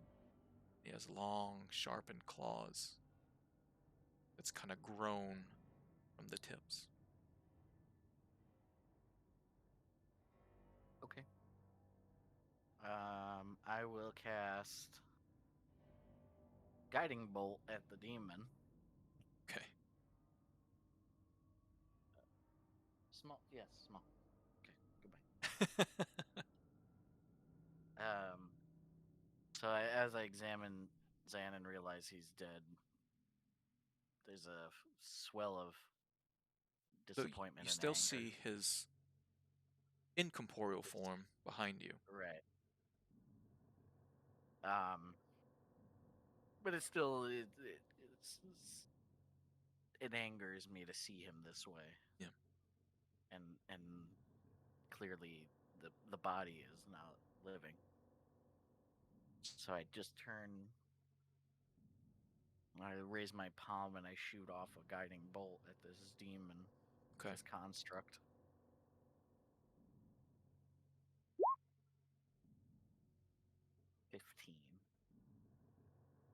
A 15 hits. As you All right. unleash your guiding bolt on the creature, go ahead and roll damage. So that's 13 radiant. The radiant energy strikes down on him. You see some of his stone structure begin to crack. Pieces chip off of its body. Spiritual weapon? No. Yes. Does guiding bolt? Yes. It'll give advantage on your spiritual weapons attack if you use it.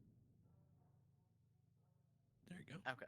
I was just making sure that counted for my spiritual weapon. Yeah, it's considered an attack Didn't have still. to be another player. Okay, spiritual weapon with advantage.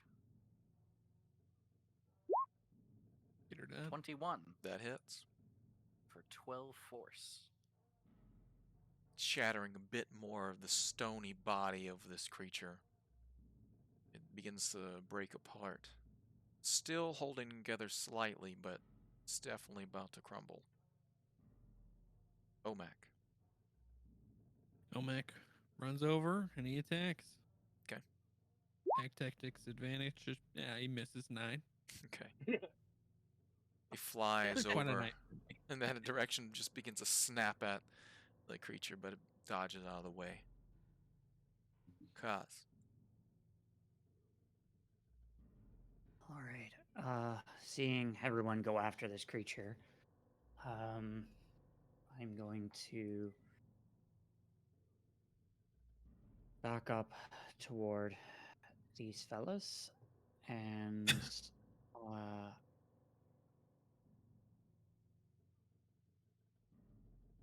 cast Chromatic Orb at first level at it. Okay. That is a 10. 10 misses. Your chromatic Right. orb goes wide. And I'm just going to sit. Okay. Belkin. See here.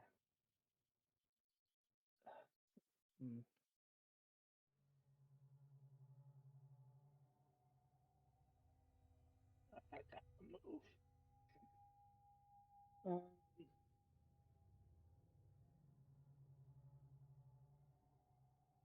There, I think. Yep. I will attack with a non-silvered bolt. Okay. Go for it. Click. All right. definitely hits. 15, 15, 34, or 33. 33. The bolt strikes the creature directly in the chest, and you see just spider cracks all across its entire body, and it begins to just crumble, turn back into the earth from which it came. Alright.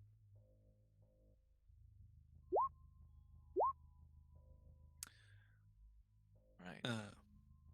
Cool Keth just attacks, continues to wail on the pile of dust. that's there. Okay. All right. And then again at the top of the round, everyone within 30 feet of the center of this pool where these gouts of fog, flame is emanating from. Oh, it's coming. So everyone but the Kirkpa and Kaz take 10 points of acid damage.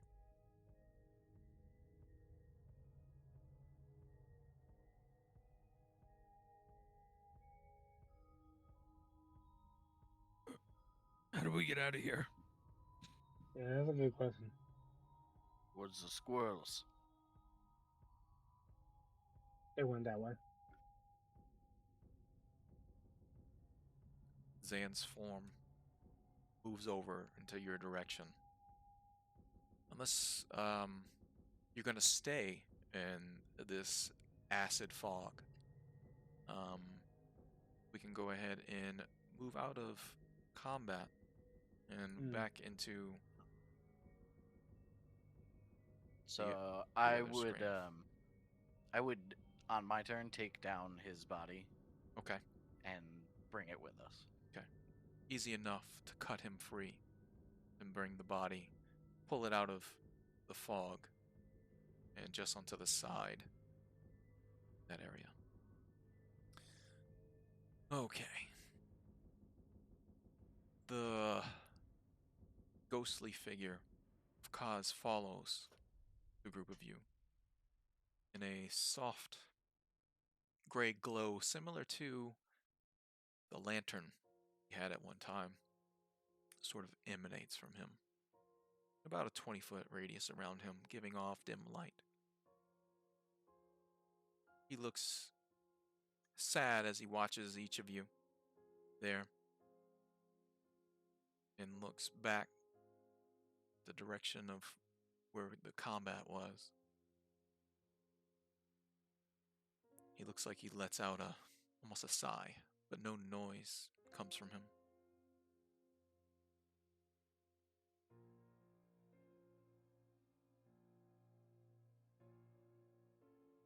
Everyone can still feel ground rumbling beneath you.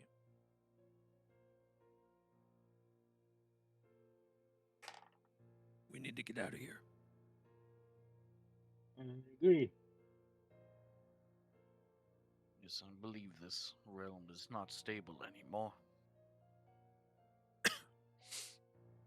Zan walks over to his body, examining it, seeming confused.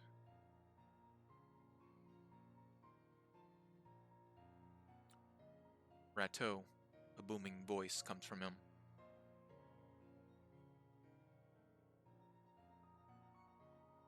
I can bring some of us back to the Feywild. But that's as far as we can go. How many of us? He looks over to LaBelle. Well, LaBelle as well as, and he points to Kaz, Belkin, Alokan, and Keth.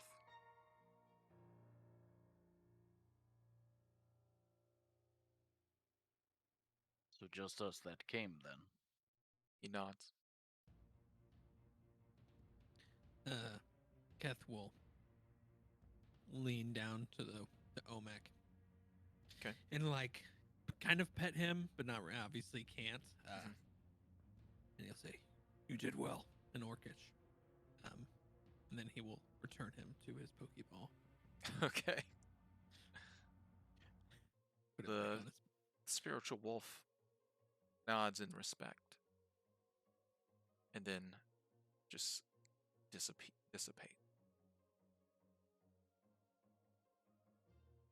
Can we not bring Zan's body with us? His body. But it doesn't. He points to Zan's spiritual form there. I'm not sure about that. Is he dead? The body ceases to be, but the spirit continues.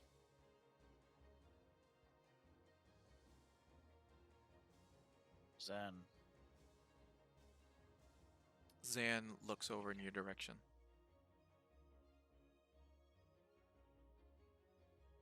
I'm so sorry this happened to you, friend.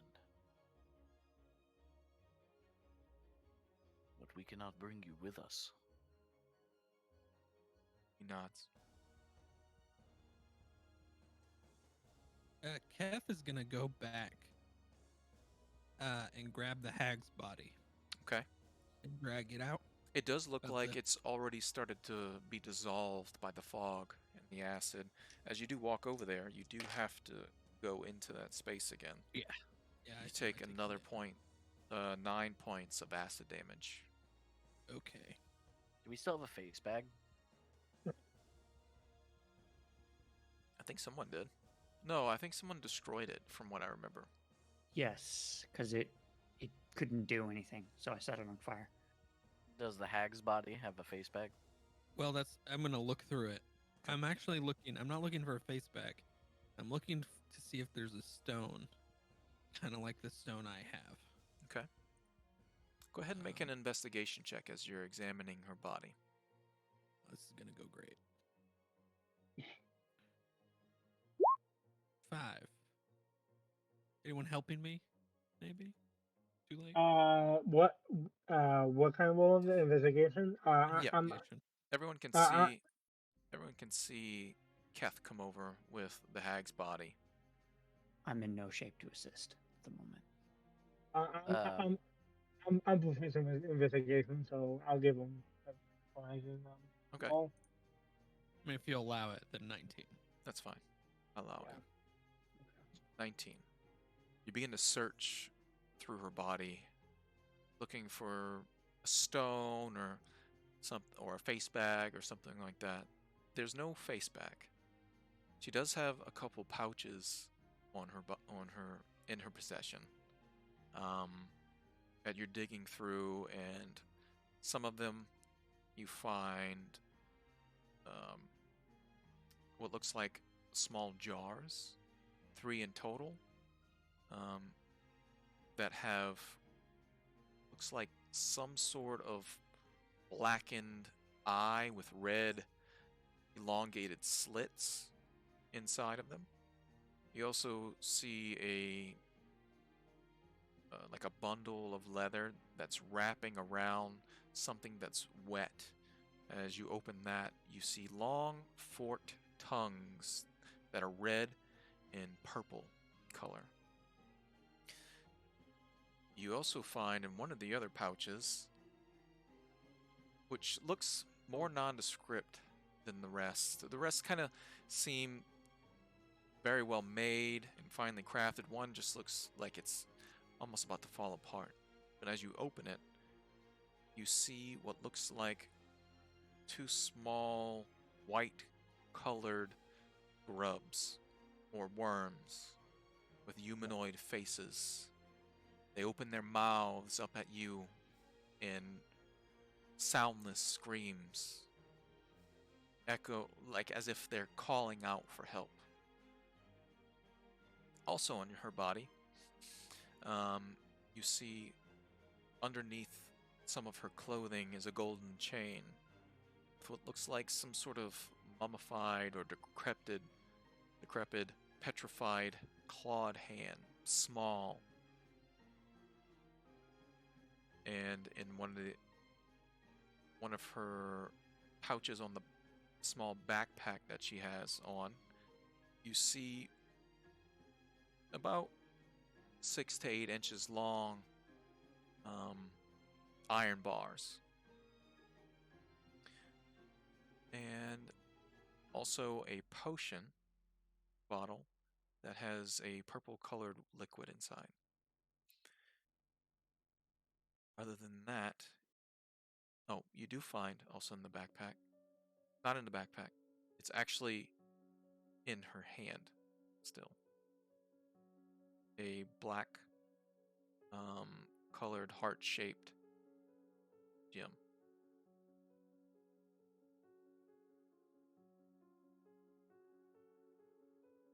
All right. Well, I found a bunch of crap. The backpack also, when you open it, there's nothing inside. Looks empty.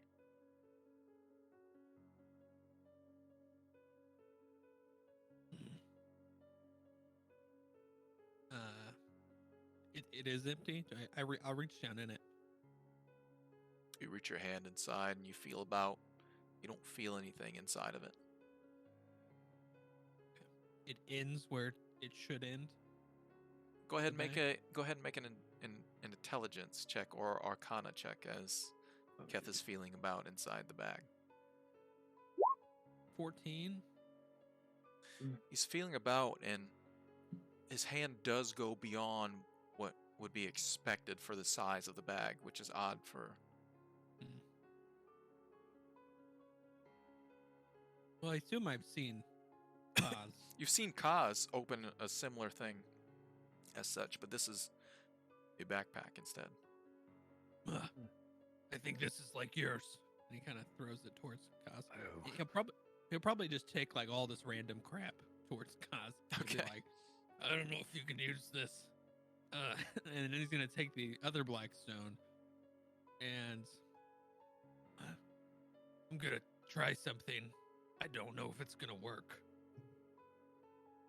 And he's gonna try to like hold the other black stone up to Zan. Okay. And almost in a similar fashion that he got the wolf to come out and go back in, he's gonna try to put Zan in the stone. Okay. He reaches out with the stone towards Zan's body. Zan raises an eyebrow, and after a few moments, Towards the spirit, actually. okay, so towards Not the towards- spirit of Zan. Mhm. Yeah, Zan does raise an eyebrow, but nothing happens. He's trying to poke a ball Zan's spiritual form. I guess I'm not the very best after all. And he will go put the stone next to all the other random crap next to Gus. All right. Let us get out of here.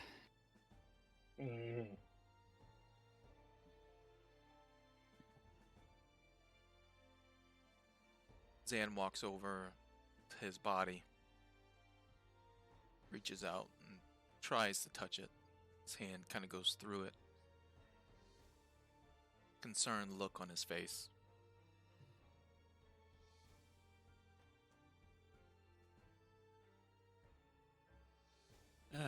Keth will, while he's standing there looking at his body, kind of come up behind, and he's gonna try it with his stone too. Try to put Zan in there too. Okay. He reaches out with his stone, and Zan looks at him confused again, shakes his head as nothing happens. I tried. He points to the stone and then shrugs as he begins to try to say something, but nothing comes out of his mouth. He looks frustrated. I just thought the way the wolf came in and out of it, maybe you could too. Zan points to where you put the other stone Mhm. that you got from the hag, and then points towards his body. He'll go grab the stone and I guess try to get the body. Then As you point at it, nothing happens. we reach down and touch it. You touch the stone to Zan's corpse, and it twitches. Zan's body, or the incorporeal form, begins to shift. Hmm. And he's looking down at himself. And then again, the clawed fingers twitch slightly. Zan reaches down, puts his hand through yours into the stone that's touching his own. And his form disappears. The body begins to convulse and twitch. The head moving around.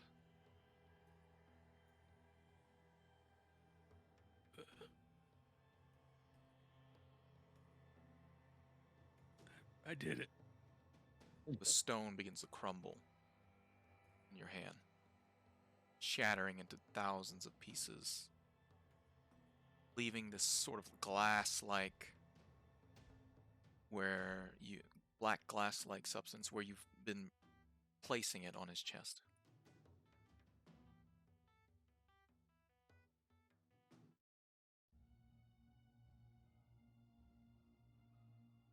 Then the body finally stops twitching. His eyes open. They're milky. You see the center of his pupil, though, still darker gray than the rest of the eye as it looks at each one of you above him.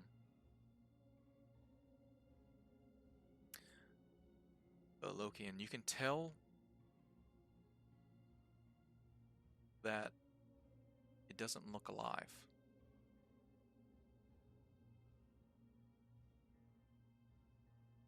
But it is moving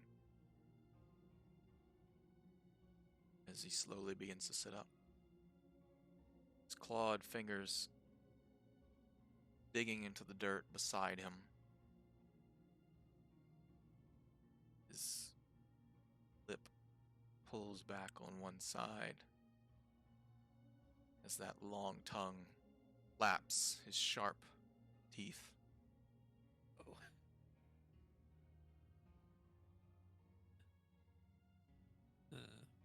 Keth would probably get his glaive, kind of holding it in his hand beside him. Okay.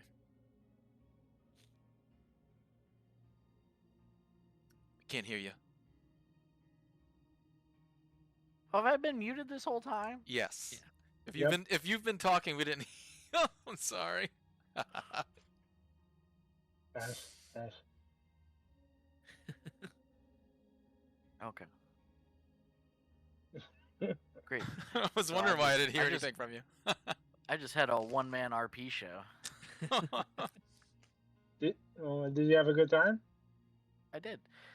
So I've been here with Keth and I've witnessed this, and I was saying, as he was twitching and the stone crumbled, I said out loud, Zen, are you with us? You speak as the body slowly sits up, looking at each one of you.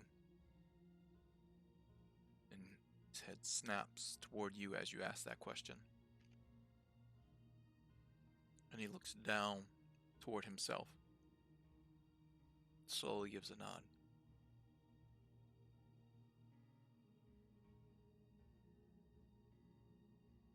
Can you speak? He opens his mouth. The large tongue snakes out and then back in. Yes.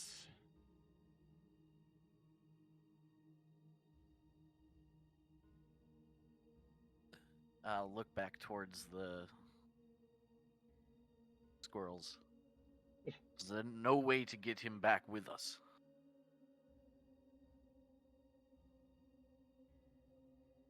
Reto.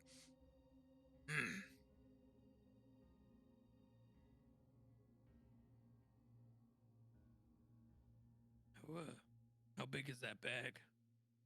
Kind of looks at it. Does Keth feel like he could fit in that bag, maybe? Does Keth try to fit in the bag? I mean, kind of looking at it, the new one, the book backpack. Like, does He he feel m- like it's He may be able to squeeze into the opening, but you'd have to. We have a actually- halfling The that we could always smallest squeeze one into a of bag. us can fit in a bag. yes, but I can probably hold my breath longer than everyone else. Only needs to be held for a couple minutes. It's true. Rato, if I lend you my divine energy, will it be enough to suffice for the extra person?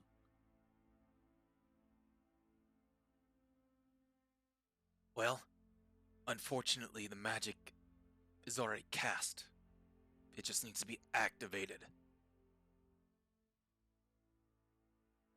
Can we try? Is there no other way? I cannot leave him behind. You have a bag. You want to put someone in? Yes. Belkin. Squirrel. Is this like the face bag? He'll point at the other squirrel that's not casting the magic. Yes, put Labelle inside the bag. LaBelle's Recto looks over to LaBelle and makes a couple of squeaks and chirps, and LaBelle starts shaking his head. No, in Elven. Geth is like Labelle. probably took a step towards him, holding the bag open. And then Loretto says a couple more things. LaBelle huffs. Kaz, go ahead and make a persuasion check with advantage. Okay.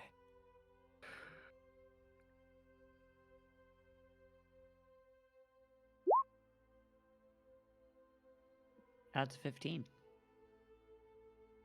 LaBelle puffs his chest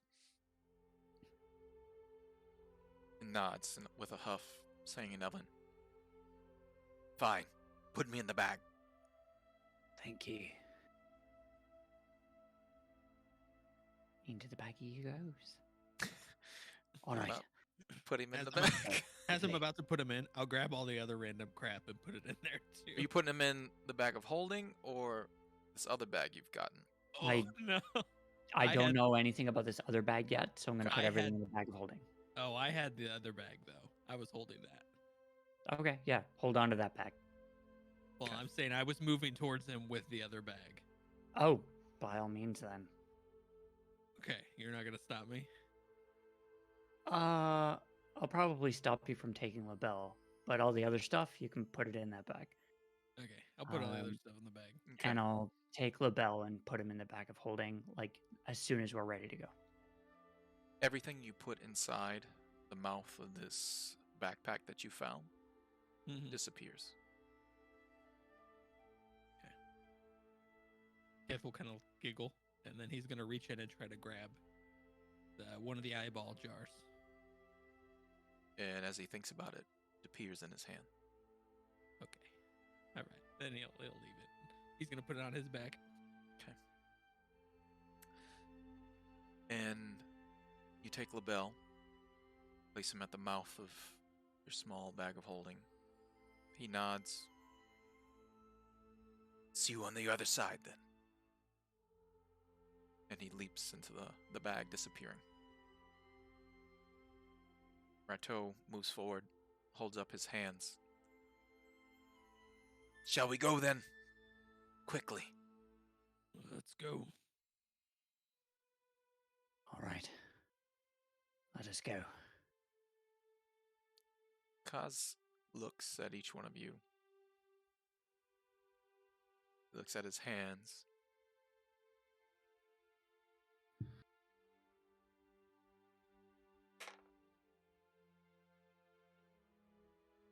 Hungrily. Who takes his hands? Who's closest to him?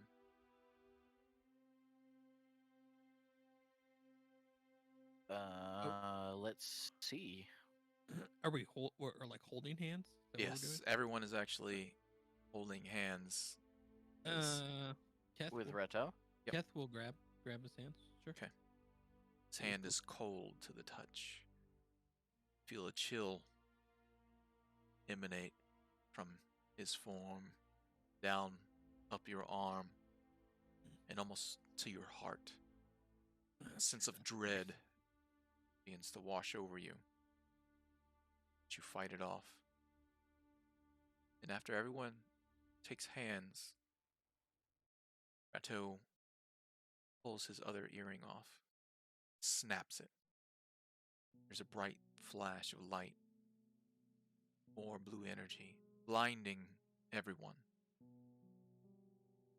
Then a shift, as if you fell a foot or two. Sweet smell of flowers is the first thing that hits all of you. The warm breeze washing over the small glade that you're in. Familiar to you. Place that you've stepped before in the Feywild. Behind you, the tree you've come from in the vast swamp. Rateau looks at all of you as the brightness subsides and you see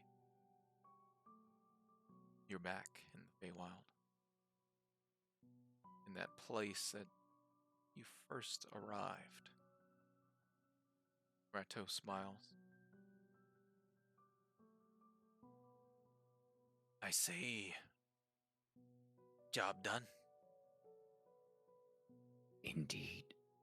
And I'll fall to my knees and throw up again. Okay.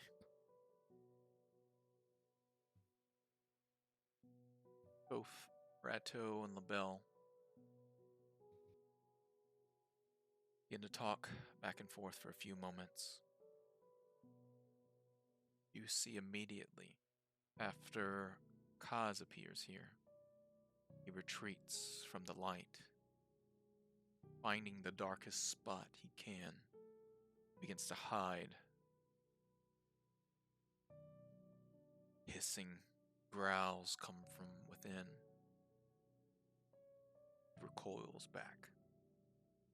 Climbs into a nearby tree, trying to stay out of the sun. Or the light that's there, as there's no sun in the sky.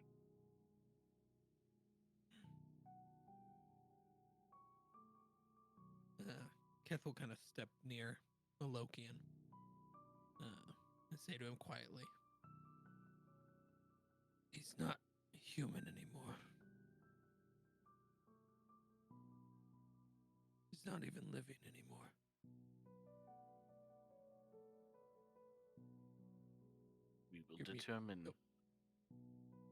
We will determine the status of our friend before we make any judgments.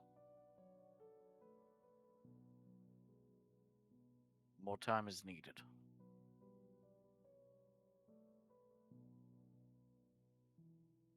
I'm not saying you should. I'm not telling you what to do. But it's not really a judgment. It's an observation.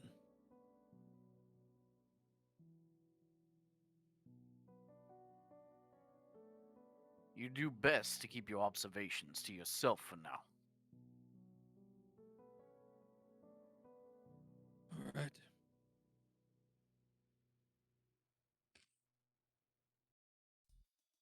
Let him suffer. What if that were you? Would you Let want it- us to leave you behind? Would you want us to murder you? Because you were different than when we found you originally. I didn't say that, Lokian. Then what were you saying? Because it seemed to me that you were implying that he is no longer my friend, but a creature that should be cast to the wayside. He is the creature.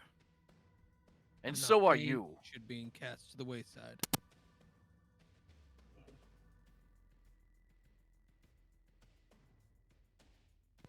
We took pity on you when you were stuck in a cage. We didn't leave you there. We tried to help. You look like a creature to me.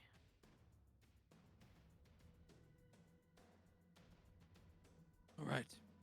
This is someone I care deeply about. He is worth saving if it is possible. If it is not possible, well, we'll cross that bridge once we arrive there.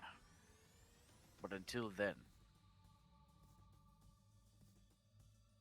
He is my friend. He is still Zan to me. All right. It's gonna walk away. Logan. Yeah. Okay. They both kind of Gonna walk start away. He's gonna start walking towards the little village, wherever it was. Keth begins to walk in the direction he thinks the village is. Um, LaBelle will follow Keth, and Rateau kind of follows Alokian. Logan's going to go to Zan. Okay. Or the creature formerly known as Zan. All right. He's up within one of the trees within the canopy that's shaded a good bit. He's recoiled back, hunched over, crouched on one of the branches. His clawed hand up against the trunk.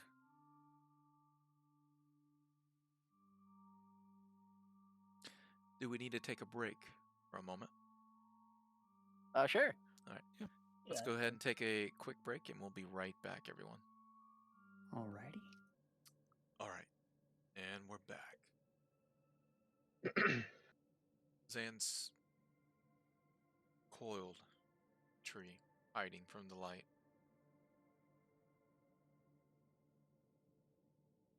So I go up to meet with him.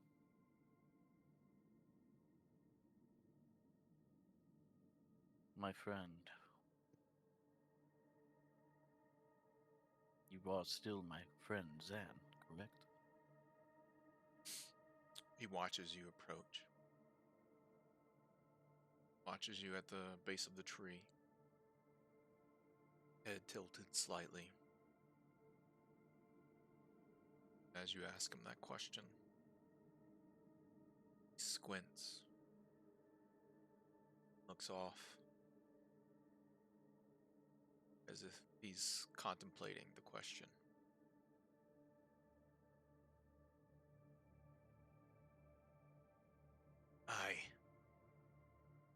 I am.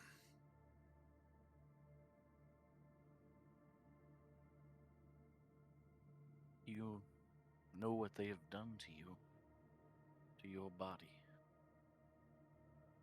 He looks down at his body. Still currently wearing nothing but tattered pants that's just ripped and torn. I will pull out the extremely well-made traveling clothes. Okay. And hand them to him.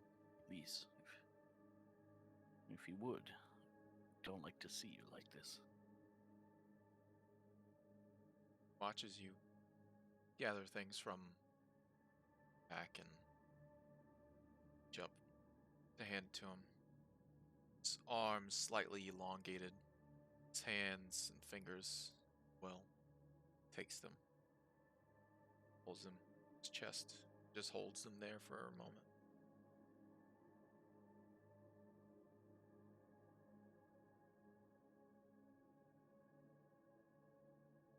He watches you intently.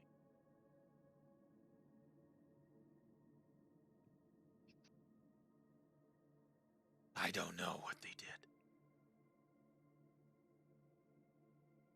But I feel a hunger, he says through gritted teeth.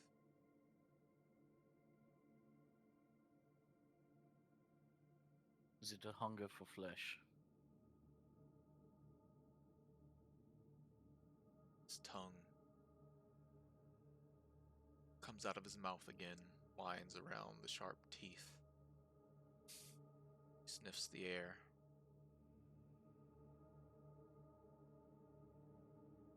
I think that would do.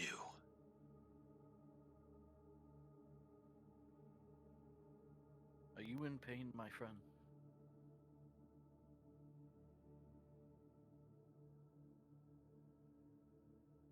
Thinks about it again.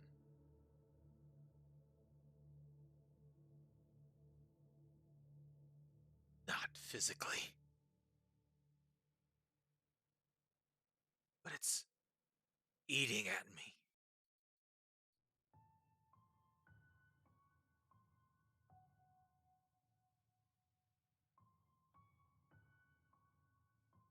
You know, we went through hell and back to find you.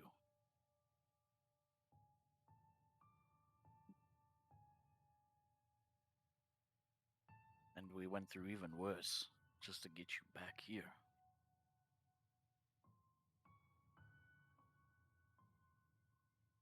Thank you.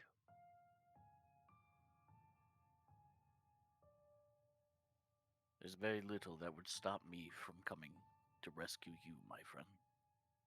One of my only true friends left in this realm. And it pains me to see you like this.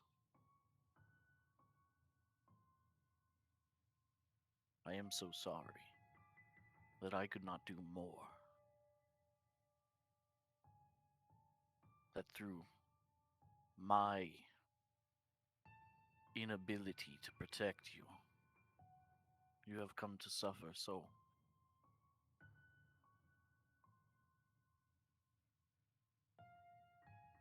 We all suffer one way or another.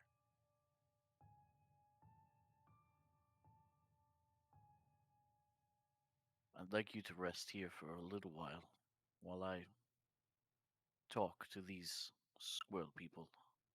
And perhaps we can come up with a way to try and save you from this form.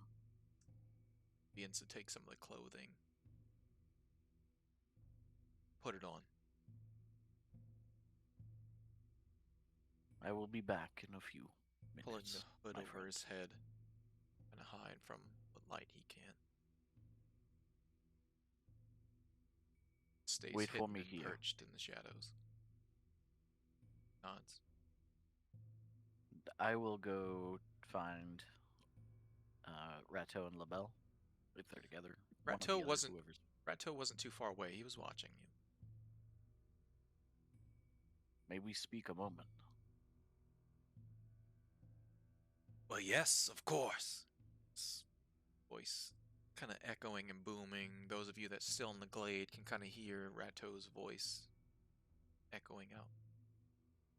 Walk with me, and please keep your voice down. He'll nod then and walk along with you. Once we're a decent amount away, where we're not in earshot anymore of Zan. Okay. My friend that we worked so hard to find and save has been deformed by these hags. He says Now craves. in a whisper. This time. Wasn't always like that. No. He was once a man. Now, do you know? Are any of your people able to change him back?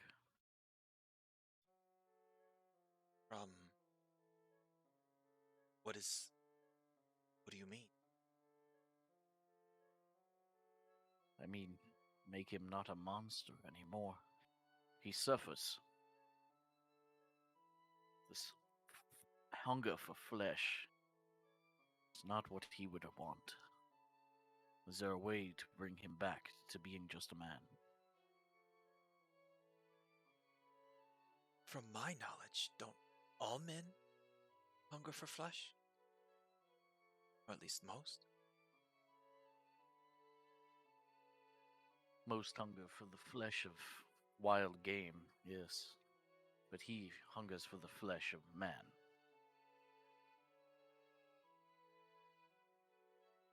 Well, we do have magic, but its transformations aren't really our thing. We can guide nature, and we have, of course, I have arcane means, but don't know what You. he is. So you're telling me there's no way to bring my friend back to his normal form? Well, I'm not saying that. We don't have the ability to do something like that. The What- people of the Fae can't. Who can? Maybe you're gods, I don't know. How? My gods. It just seems like magic beyond us. Or at least magic that we don't know of. Now, there may be other things out there that can, but it's not us. Answer Cinderella me this. may have something. The Cinderella. The ones a year away.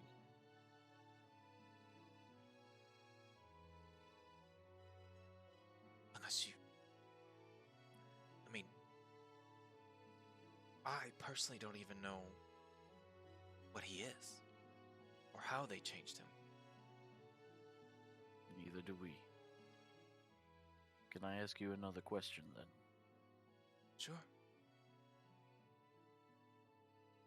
If a mortal person or creature were to die in the Fae, what becomes of their soul? It will go where they're destined to go. Depending on their life that they lived and what they believed.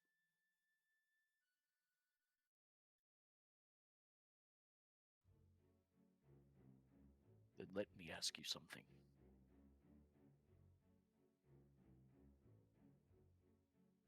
Your people are good with nature, yes? Learn to live with, grow alongside the nature of the Feywild, though time to time it's chaotic, uncontrollable. Are there those in your community that could concoct a poison which would be painless and quick? To kill someone. Yes.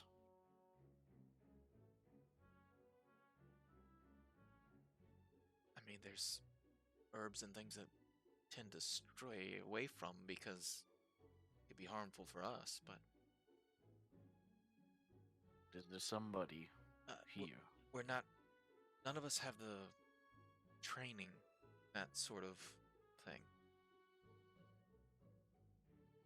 Could you at least gather me these potentially dangerous herbs? Well, most of them are different small berries and things that are in the Feywild, but sure. Yes, whatever they are. Could you gather them for me?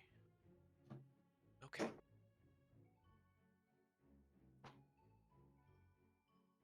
How quickly can you gather them? We'll have to see if we can find them. Most of the times the birds take them. But do the best we can. I just want to make sure you don't get lost. I'm staying here. You will do the searching. This will be the final part of our deal before we depart, please. I'll do the best we can. I'll have our people scour the area for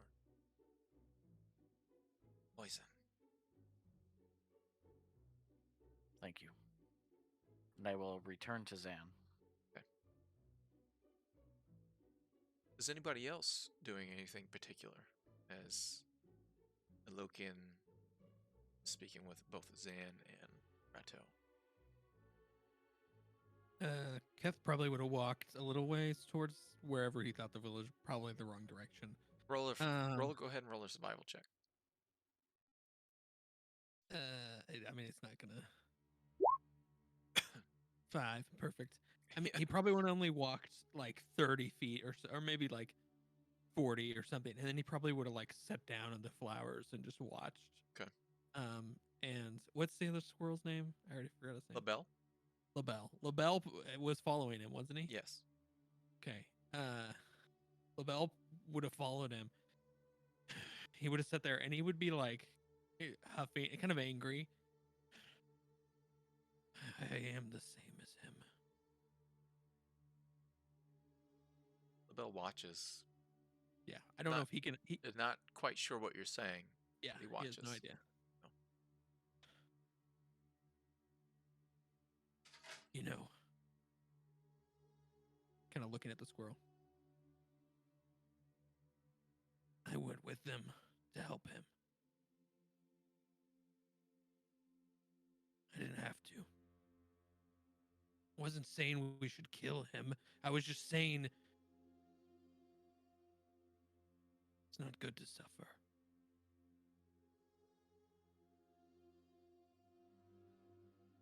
I don't know. I'm kind of huff, and he'll kind of watch as then a Lokian would probably walk away a little bit and talk with Rado. LaBelle walks over as you're speaking to him, but it seems he can't quite understand what you're saying. But he walks over, pats him on his shoulder, trying to comfort him as he can tell that there's something going on. Then just sits next to him.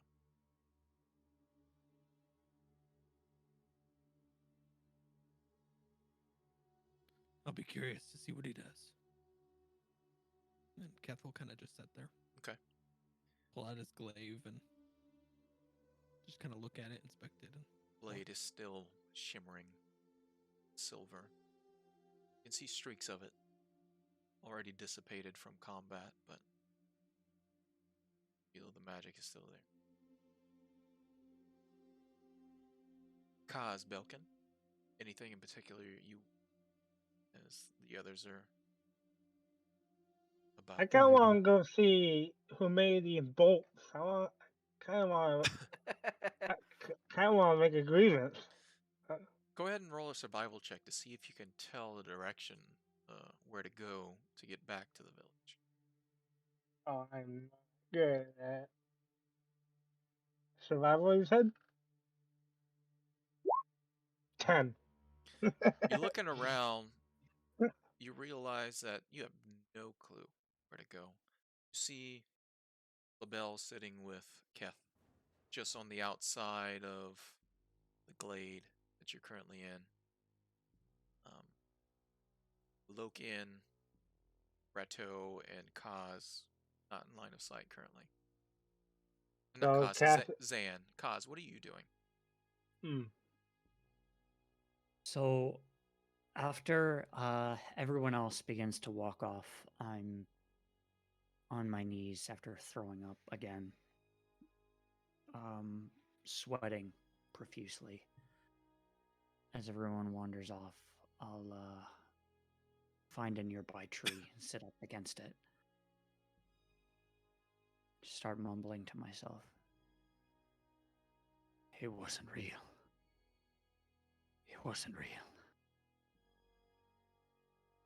And I'll hold the side of my stomach where the spectral knife stabbed me. As you do, there's no wound there. There's no gash or armor or clothing, no cut. There's no signs of the blade that struck you. Though you still feel a bit of like phantom damage, phantom pain lingering.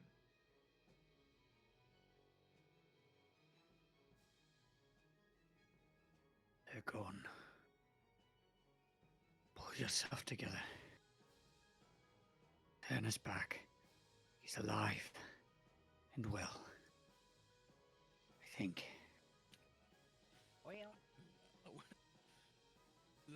Not really either of those things.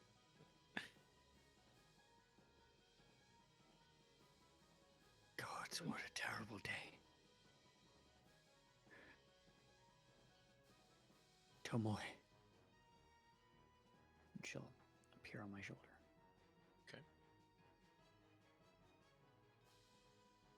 Is Kath the only one within eyesight of me? You can probably see Kaz as well, leaned up against the tree.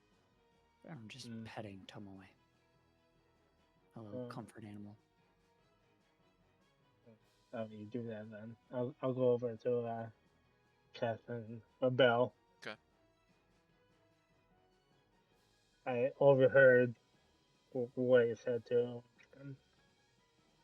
him. I think you're right. Sometimes death is the easier, better option. And while I talk, I want to do a sleight of hand on the squirrel. I want to check out his arrows. I want to see if they're as good as mine. Okay. Go ahead and roll a sleight of hand to try to pilfer one of the arrows. I'm here to comfort you. 12. Just kidding. I'm here to steal from the squirrel. As you move over and try to take one of the small arrows from the quiver that's on his back, he's looking up at you, and then both Keth, you find a moment to try to pluck one from the quiver. As you do, notices it, feels the movement of the arrow, quickly turns around and glares at you. Take the arrow, but then he pulls an arrow, knocking it and taking a few steps back, eyeing both of you. I give him back the arrow like I did nothing on. There you go. Takes it back questionably, putting it in his quiver, but doesn't sit back down.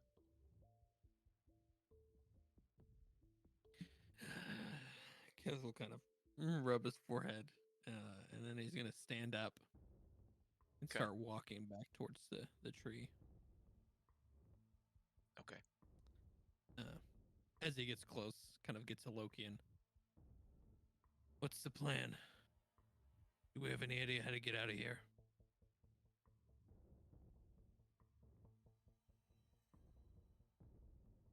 Now we stay. I have some business to deal with. Rato walks past you, goes to LaBelle, and begin to talk from. Then LaBelle rushes off. I would suggest maybe you find a spot to rest.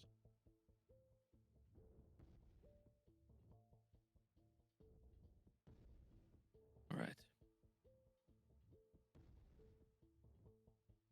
If you need me, let me know.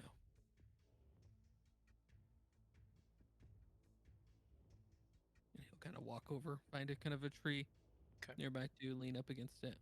You are all pretty exhausted from the adrenaline, the combat, and everything you've been through so far. Damage that you've sustained as well. Because many of you are still wounded from the battle. Yep. Mm-hmm. Covered in mud and muck, the dirty, inky water that's from the hag's domain, the stench still emanating from all of you. Rato comes by and just waits, says to Lokian, "Sent LaBelle," he says in a whisper.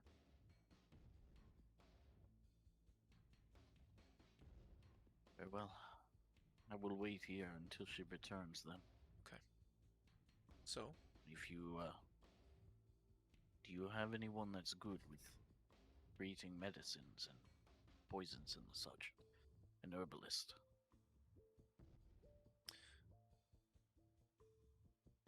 He looks around and whispers again.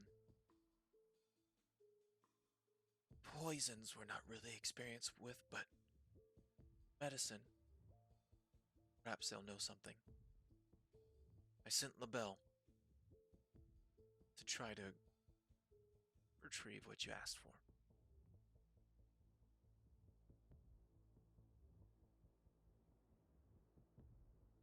going to take some time. So we all should rest up.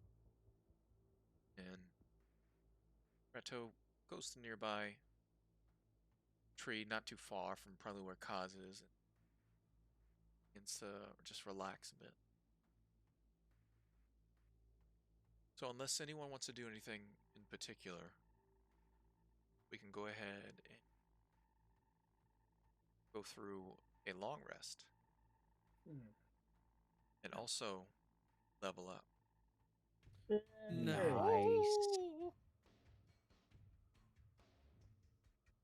During the long rest, Keth will just, because he's not going to sleep, he's just going to watch. Yep. Zan. See what he does. Okay, go ahead and make a HP. perception check as you're looking up to where Okay. the tree that Zan was in. 21. You do still see his form within the tree. He's now has very fine clothing on, similar to what, well, Keth doesn't know, but what Alokian had found within the Battle Rise ruin.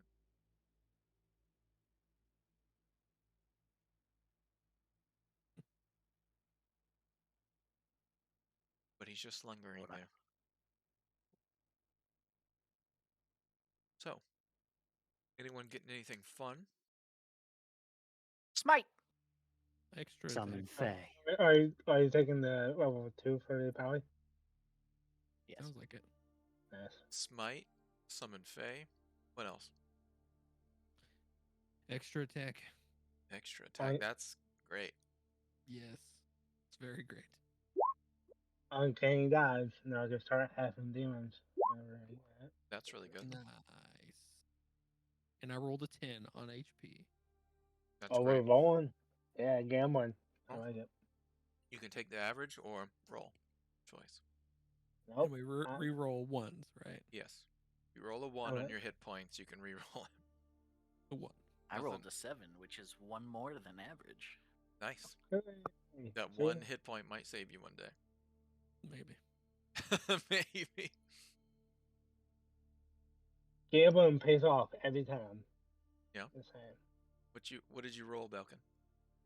We will find out right now.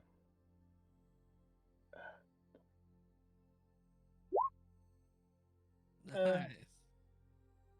Max. Or Nice. no. Yeah, I think. Good job. Told you. Gambling pays off every time. You should Yeah. do it all the What are time. you doing, Kaz? You take an average or are you gonna roll? I took average. I have tough, so I'm just gonna run with it. Gotcha. That's I'm at not bad. 42 HP right now. That wizard life. Right? Oh man, man, being a melee type wizard must be pretty tough. I give you credit for getting up in the business sometimes. You know what I mean? Right? Yeah. Especially Blade Singer. That's Yeah, they're hard to hit though. yeah. Oh, They are very difficult to hit. And where they? Now you done. My initial build out, I chose to take Summon Fae and Blink at level 5. And I don't know if I still want Blink. able to swap out a spell, or you gotta wait. Is there something you're gravitating towards instead? Counterspell, getting it now instead of at level 6. That is a great one. That would be a really good idea, I think. Ooh, doesn't love counterspell. And then I would just end up getting Blink. Especially when hags cast plane shift. Mhm. Yeah, Right? we'll be seeing those lovely ways again for sure. Well, at least Probably. one of them dead, perhaps. Death is just a portal.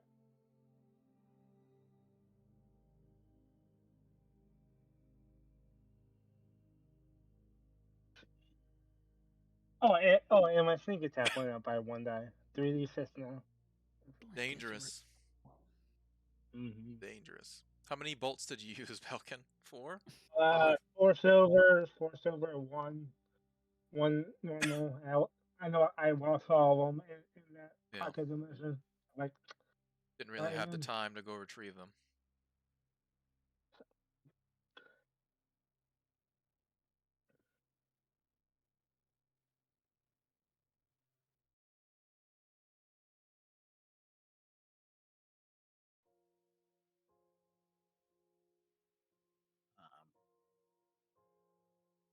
Um, Yeah.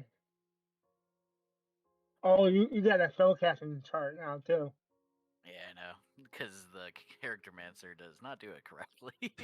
Really? Nope. Oh no. Gotta do it Oh no. manually, especially when we change things up a bit.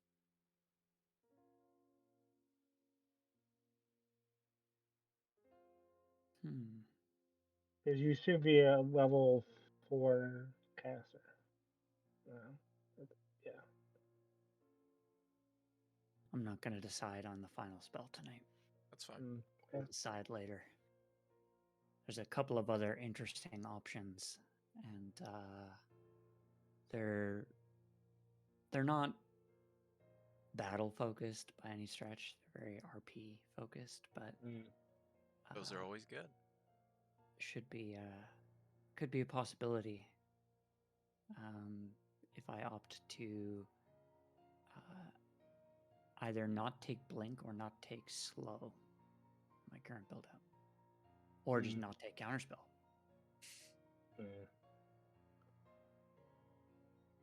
But if I don't take counterspell, I'm a heathen. So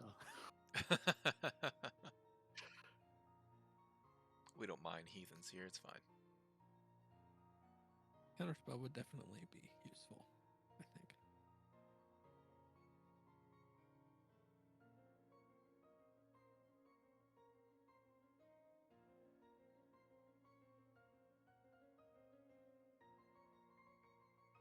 Did you find spells, Joey, that don't have a crossover between paladin and cleric? Or overlap, I should say?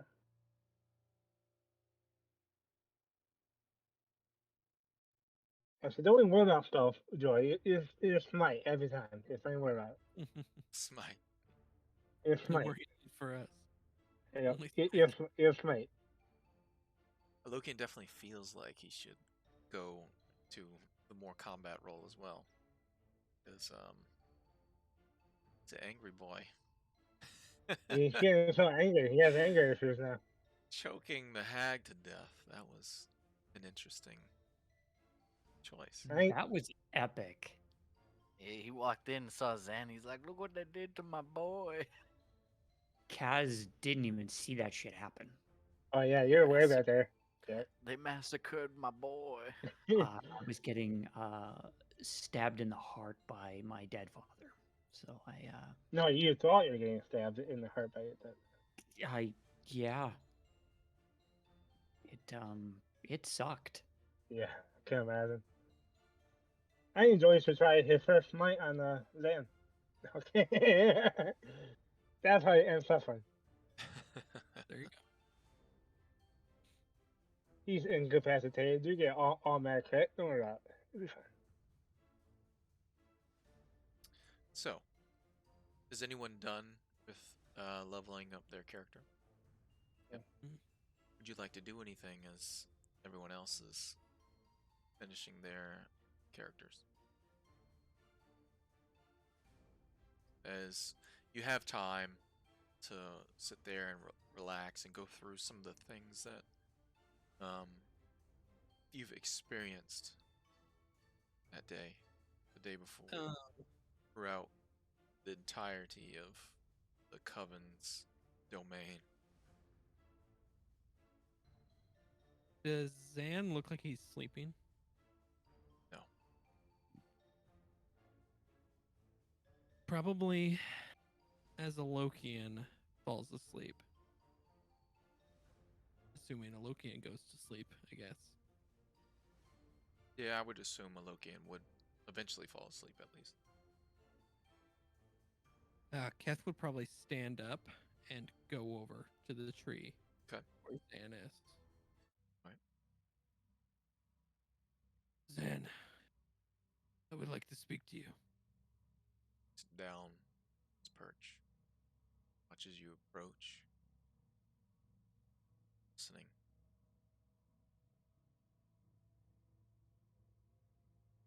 I feel like you're plenty smart to figure out the conversations we've been having.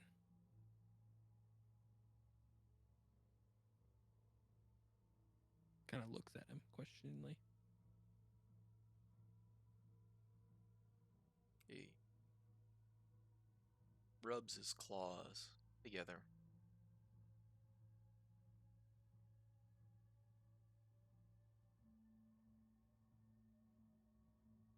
I want to know what you want.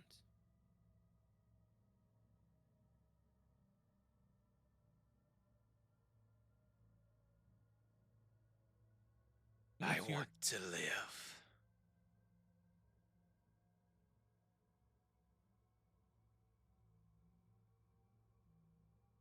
All right.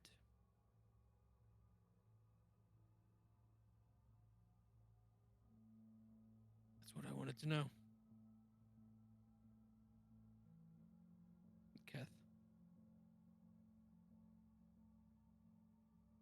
He'll kind of turn around and start to walk away. I won't lay Ready. down. And he'll stop. I know, Zan. I asked you for a reason. I'm not ready to make that choice for you.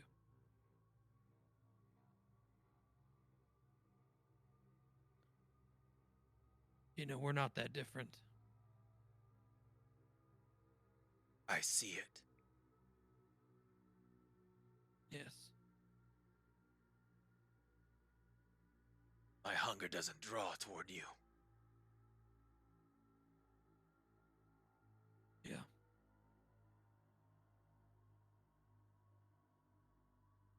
Maybe we can help you. We can at least try. We need to get home. Why? He looks around.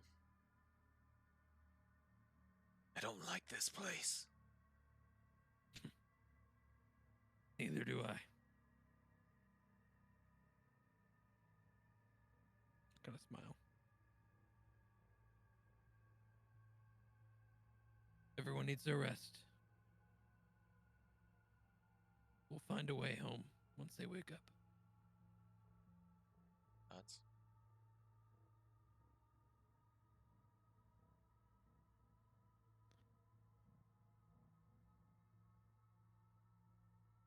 Did the hags? Never mind. No, Kat doesn't know that. Never mind. I'll walk away. That'll be the end. okay. I'm really curious. I really want to know, but he doesn't know this. I don't think. Kath may know it like in passing, but he wouldn't be smart enough to think about it. But I'm wondering if it was the hags that turned him into the ghoul, or if it was what Liv Shauna did. Ooh. That's a good question. 'Cause I'm wondering if he was already turning into this before he got captured by the hags. If only Corbin was still here. If Corvin was here, he would ask that question. But Corvin would also be like, he would be doing everything in his humanly Yeah. possible to find a cure for Zan. He would not ever would have killed Zan. So Yeah, that's true. Yeah. yeah, but I wonder if that's what caused this. It was not not the hags. It was Liv Shauna. Okay. Keth will go down and sit down and continue to watch Zan and make sure he doesn't eat any of his friends. All right. And while everyone rests, Rateau does rest for a while. But then he goes and what looks like begins to just meditate for a time. Similar to what Kaz does in his meditation. But obviously he did fall asleep.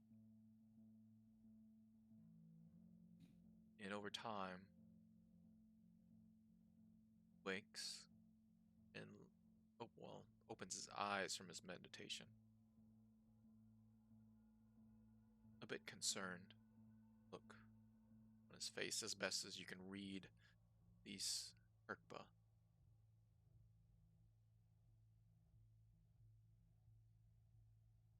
He walks over to Lokian and tries to wake him. Lokian. Yes.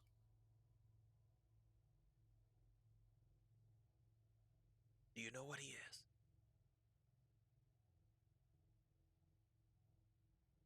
I do not. He is Zan, but he's also not Zan. Not anymore.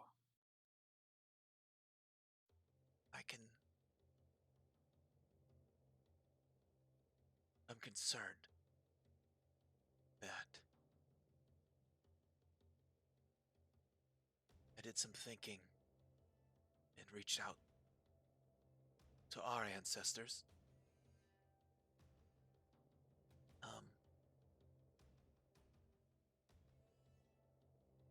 If he is, as you say, and obviously he's not breathing, some sort of undead, maybe?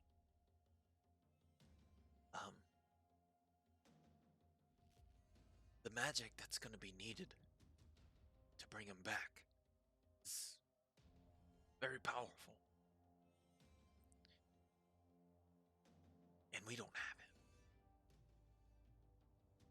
it. And I don't know any that would have it.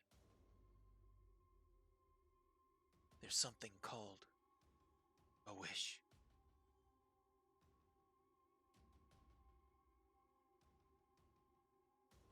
And I don't know how to get it for you.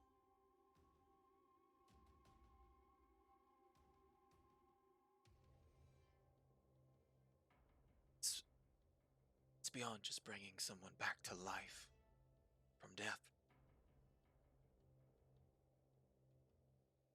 As he is beyond death.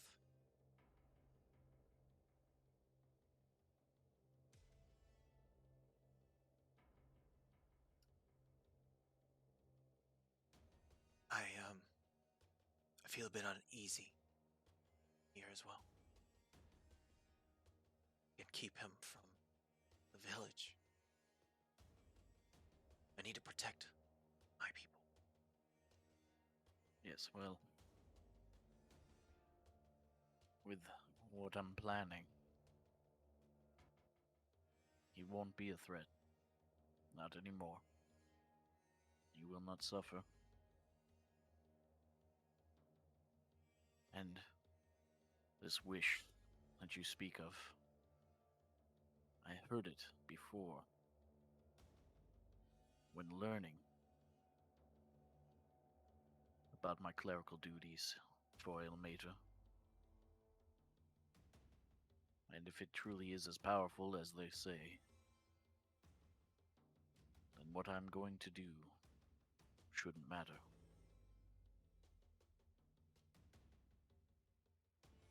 I hope to only put him at ease in the meantime. Okay. I thank you for your cooperation in my endeavors. Please, send her my way when she gets back with the materials. I'll go check on the bell as well as the village. Shouldn't be but more than an hour. Don't stray, Miss Glade.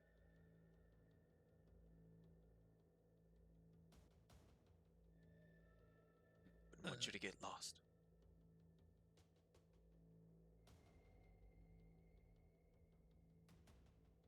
As Reto would move away from Alokian, Keth would stand up and go over to Alokian now.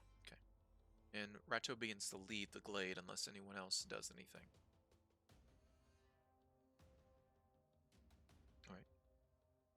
Alright. He will kind of come over and sit down next to Lokian. I had a conversation with Zan. He does not wish to die. But he does seem to be getting more irritable.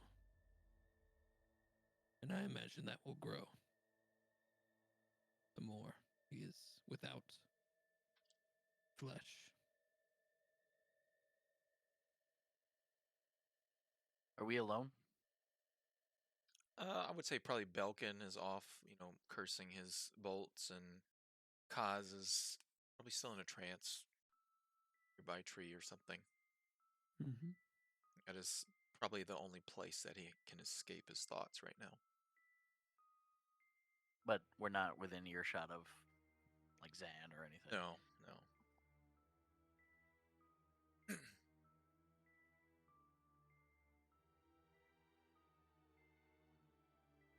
I apologize for my actions earlier. You don't need to. I understand. He's your friend. And I really was not saying that you must kill him. It just was, I guess, stating the obvious. The thing is, I do have to kill him.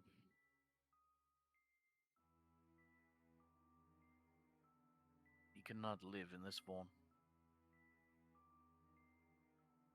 I know he wishes to live, but that is just a primitive reaction. Everyone wants to live. Most people don't want to die. The unfortunate part is, in his current form, his soul is suffering. His mind is suffering. He is but a shell of what he once was. All right. That's what you'd like to do. I was going to say if you wanted, we could perhaps return to the swamp and let him live out his life there. But he may hurt someone. Someday. He hurt someone else, or also I can't let him continue to live like this. It's not right. He said his soul is suffering. I am partly to blame for that. It's not your fault. You know not what is my fault. Think of it this way. If you let him be free, perhaps he will see his companion again. The one that you lost before. He held him dear. I could tell. Corvin. Yes. My hope is that with some prayer and letting him go, his soul will find a way to indeed meet Corvin. Either way, it's what Ilmater would want.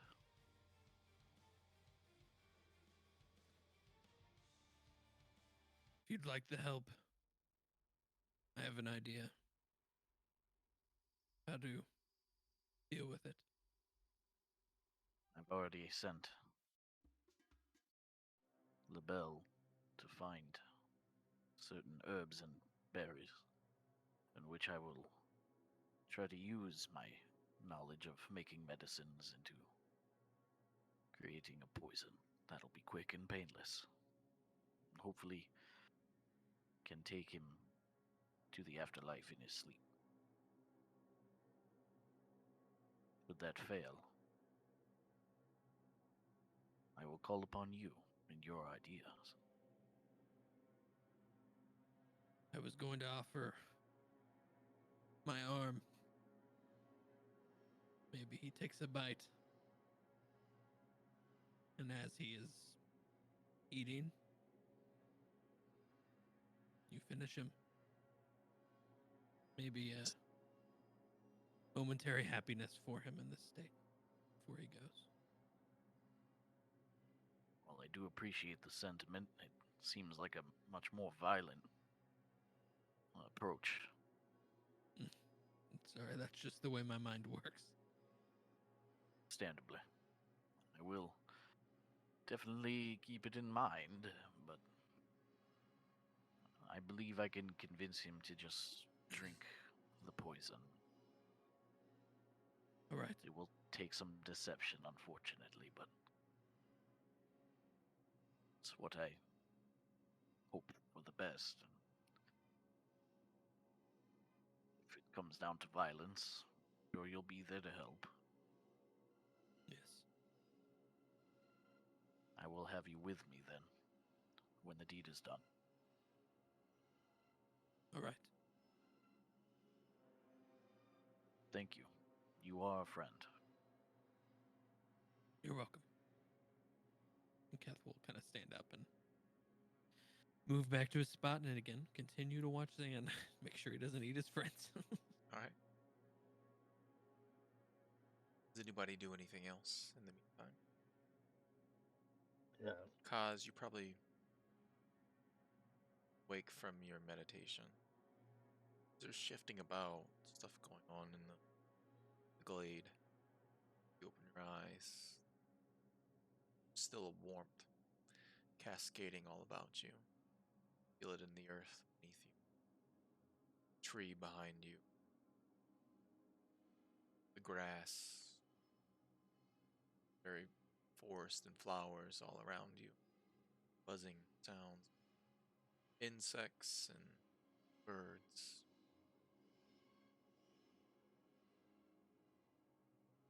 Slight bit of calm for a moment. I'm gonna go for a little bit of a walk. And on that walk, I want to look for particular fey flower. Something that something that has like multiple like outstretched leaves the size of my palm. Okay. Or the size of my hand even. Something I can gild. Cover with ruby and or gold. Go ahead as Kaz is moving around the glade. Thinking about, there's a number of flowers here that you can find. Go ahead and make a perception check to see if you can find anything particular like that.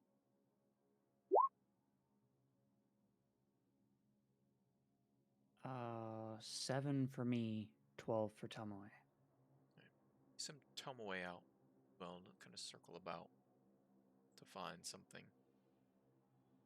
And unfortunately, you don't find anything particular like that. But Tomoe gives you confirmation that she's found something as she swoops down just outside the glade. You know where she is, so you'd be walking in that direction. And you can see there's this one set of vines that climbs up this oak tree. As small, like fine little thorns all across it.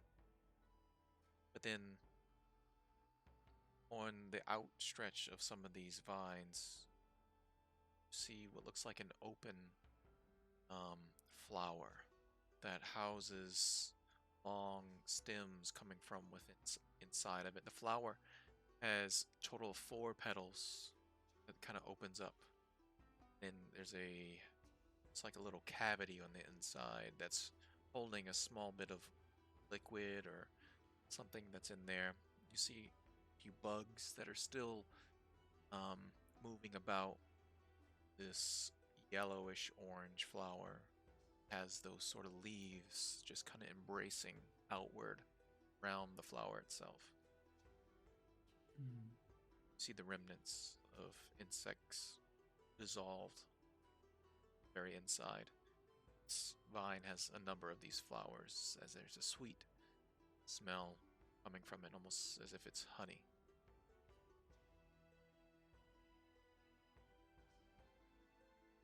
Okay.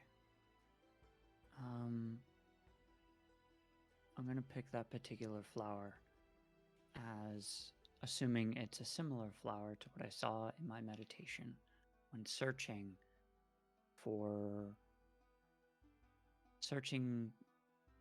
through my mind, through the Fae, for a particular spell that I can call upon for assistance, that being summon Fae. But it does take some time to prepare. And I do have, if memory serves correct, where is it?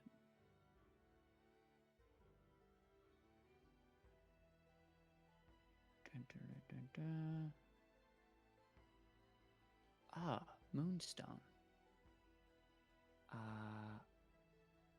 That will work.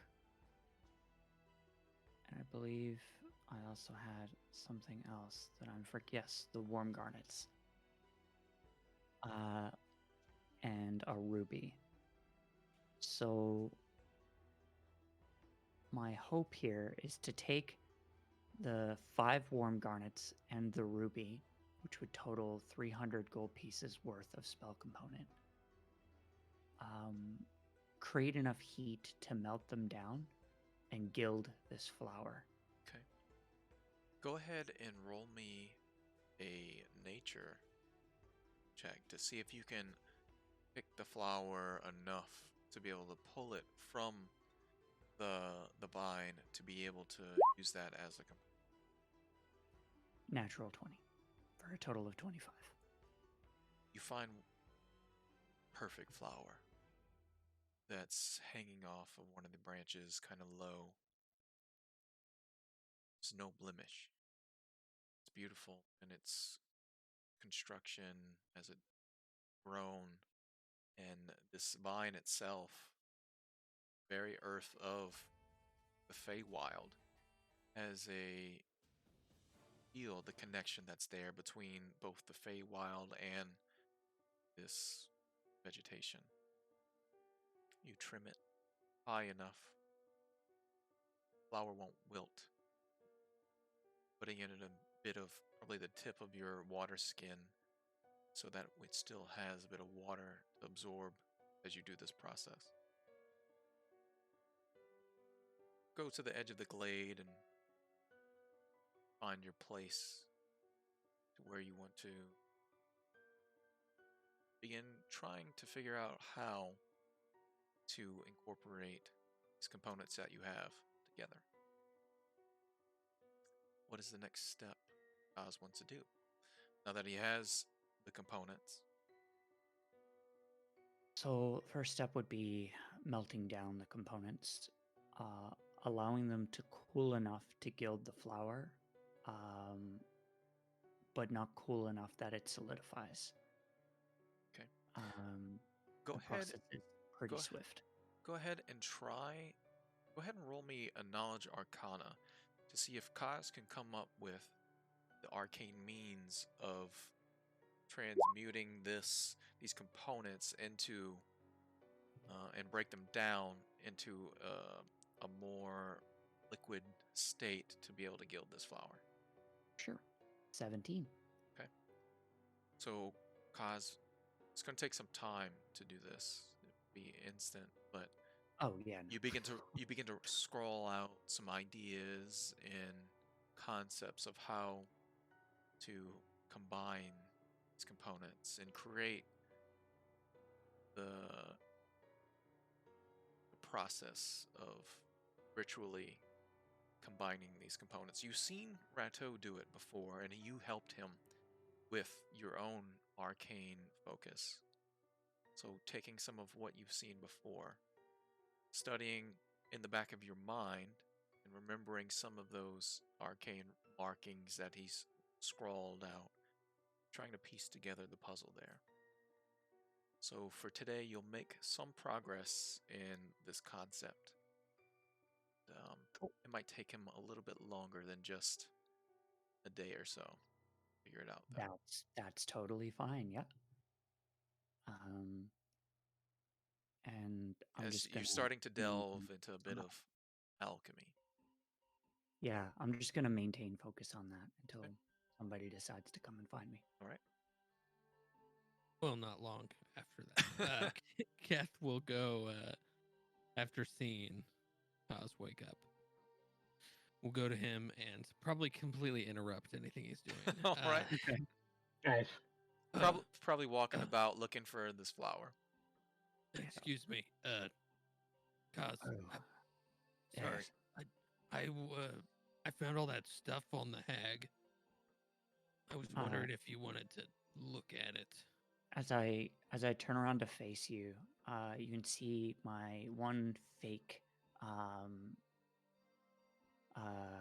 garnet colored eye, and the other is welled up, and there is a steady stream of tears running down my cheek.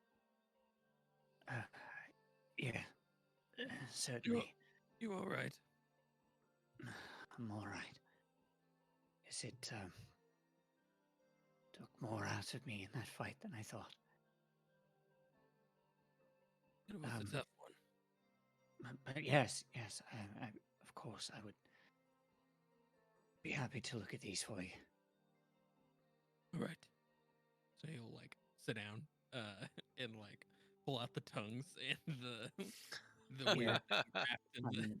I'll look over and then take my time and ritual cast identify on anything that he puts in front of me. I was gonna say you could maybe do detect magic first. Yeah, I'll ritual cast detect magic and then That way we can identify anything that's magical. So do you pull things out the bag one by one, or do you dump the bag out? Oh, I'll dump the bag. Yeah. Yeah. Right, 1 second. Would you know to do that? No, but he would know not enough to do it. So. I think it would be. I'm trying to get all the stuff out of the bag, and he doesn't care about any of this stuff either. That's fair. All right. So, come spilling out of the bag are multiple things. The strange pouch with the humanoid face grubs. The leather-bound forked tongues. The multiple jars of strange eyeballs.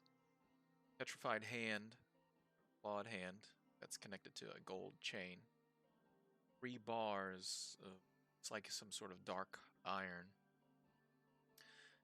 A beautifully crafted, gold trimmed and blue embroidered cloak. The hood falls to the ground. A small, thin wooden case. A chain-bound chest that's probably about 2 feet wide and half a foot tall. A entire set of what looks like half plate that's made out of dark black obsidian with a red ominous glow coming from it. The bracers of the obsidian have these long claws that are jutting out the front of it. You also see Zan's sword, as well as a large heavy shield that has a demonic base with a thick maw, jagged teeth, long curled horns on the front of it. And that's it. Oh, he kind of looks at the bag. I didn't put all that in there. Well then, for starters, a bag is very much like mine. Can likely hold quite a bit. Seems they were storing things in here as well. I pick up and like stare at the eyeballs. They just kind of shift around inside the liquid that's in there. They're very dark and black with the red slit. pupils would be. Black with red. Okay. All right.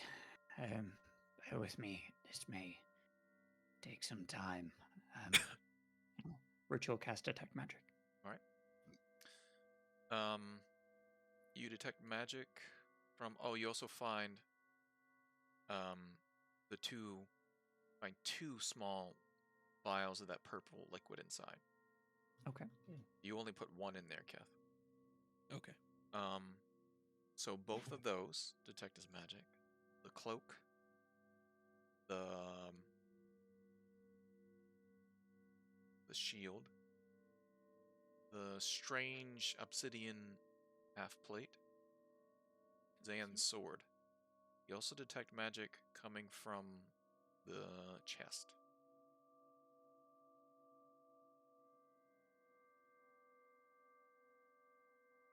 Shield and the chest. Chainbound chest. Got it. Okay. So the eyes aren't magical. The tongues, The petrified hand with the golden chain. Oh, You, yeah. you don't Not a sense monkey's paw. you don't sense any magic coming from it. Okay.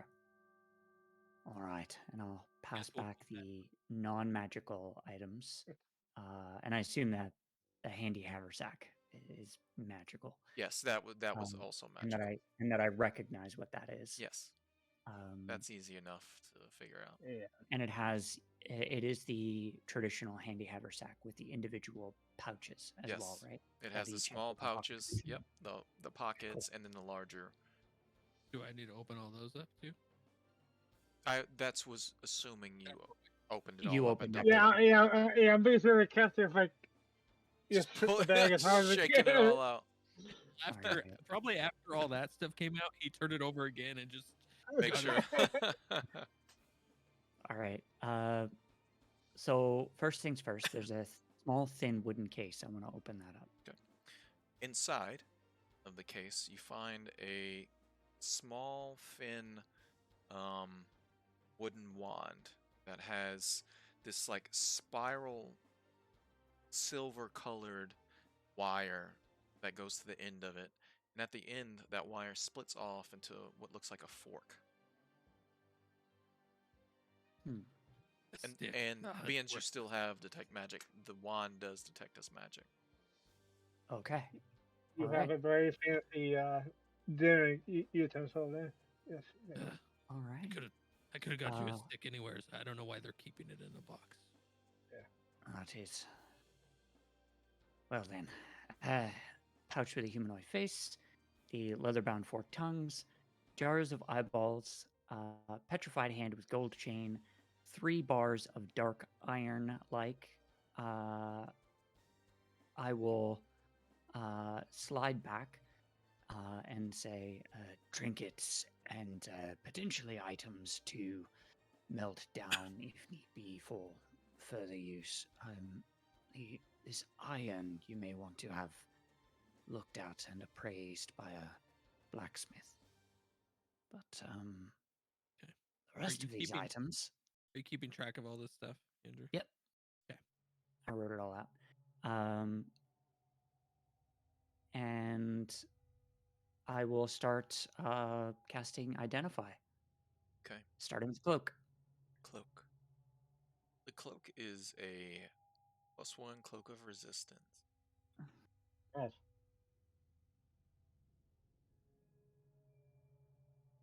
All right. Next up, the Wand.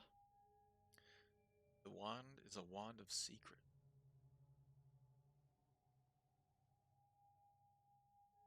All right. The chest. The chest, you And then- can't identify the magic as it is hidden. It is a evocation magic emanating from it. There's a trap. Gotcha. Oh. Okay. Trapped. Evocation magic. I'll come back to that. The half plate. The half plate is half plate of the abyss. Gives the wearer +1. It's +1 magical, adamantine, as well as allows the wearer to speak abyssal make unarmed strikes that attack as +1 magical and deal base damage as 1d8 slashing. Oh, Yes. that's cool. Yeah. That's, All right. Zan's sword. Some cool shit here. Bodrin's Gale. It's a +1 magical mithril scimitar. Once per long rest, has the ability to cast haste in action. Also, if you use your action to cast a spell, you can use your bonus action to make a melee attack with it. Once per long rest, can cast haste. And sorry, what was the last part about the bonus action? If you use your action to cast a spell, you can use your bonus action to make a melee attack with the sword.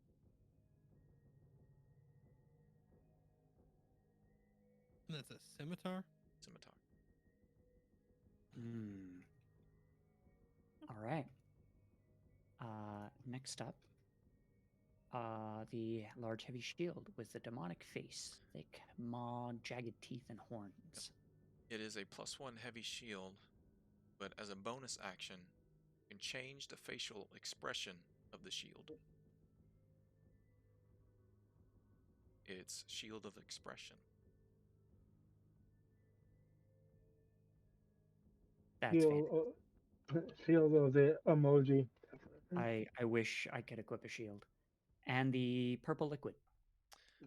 There's 2 potions of mind reading.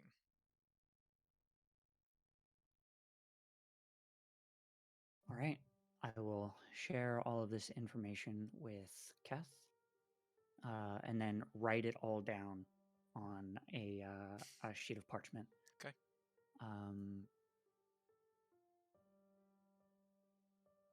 And then hand all of it back.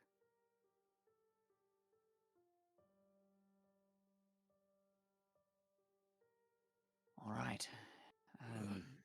You're welcome to store these items in your Keth's handy haversack.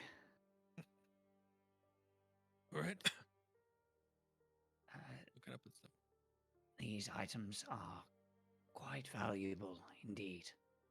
You don't wear armor, do you? Was it +1 armor? It is Yeah. +1. I probably could wear that actually at this point.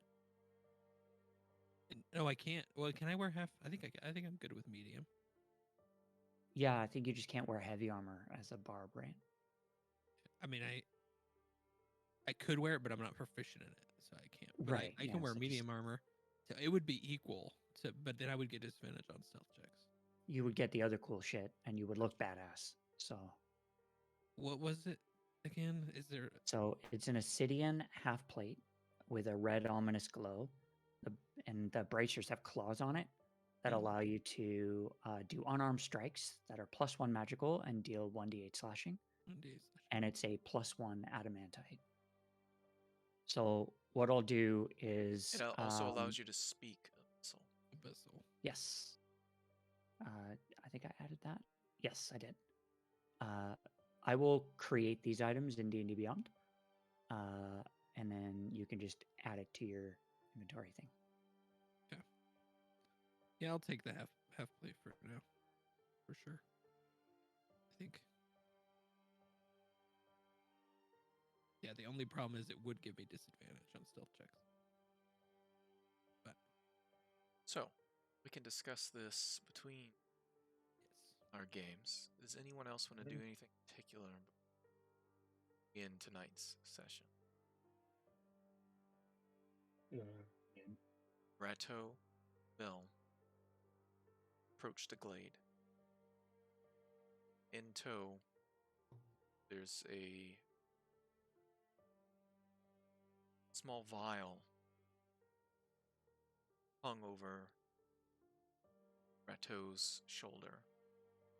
Deep crimson-colored liquid sloshing around inside as he approaches the Lokian. He sets the vial down in front of you.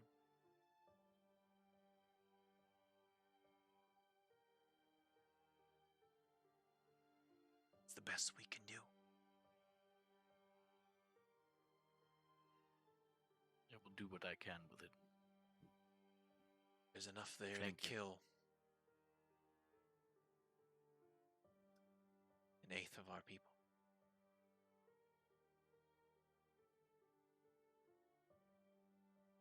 Well, I hope an eighth of you equal one of him.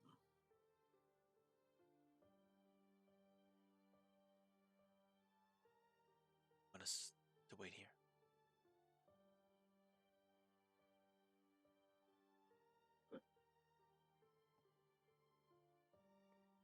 Just tell your people to be ready if anything goes awry. You will know quickly if it does. He looks over to the bell. Bell nods as after a few words is spoken, chirped, whistled back and forth. Bell nods again, looking to all of you, nodding slowly, and rushes off, bounding back into the. Rato stays.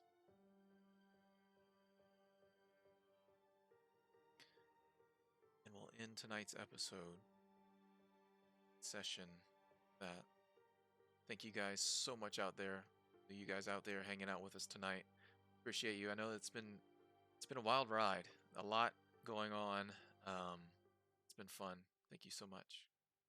Y'all have a good night.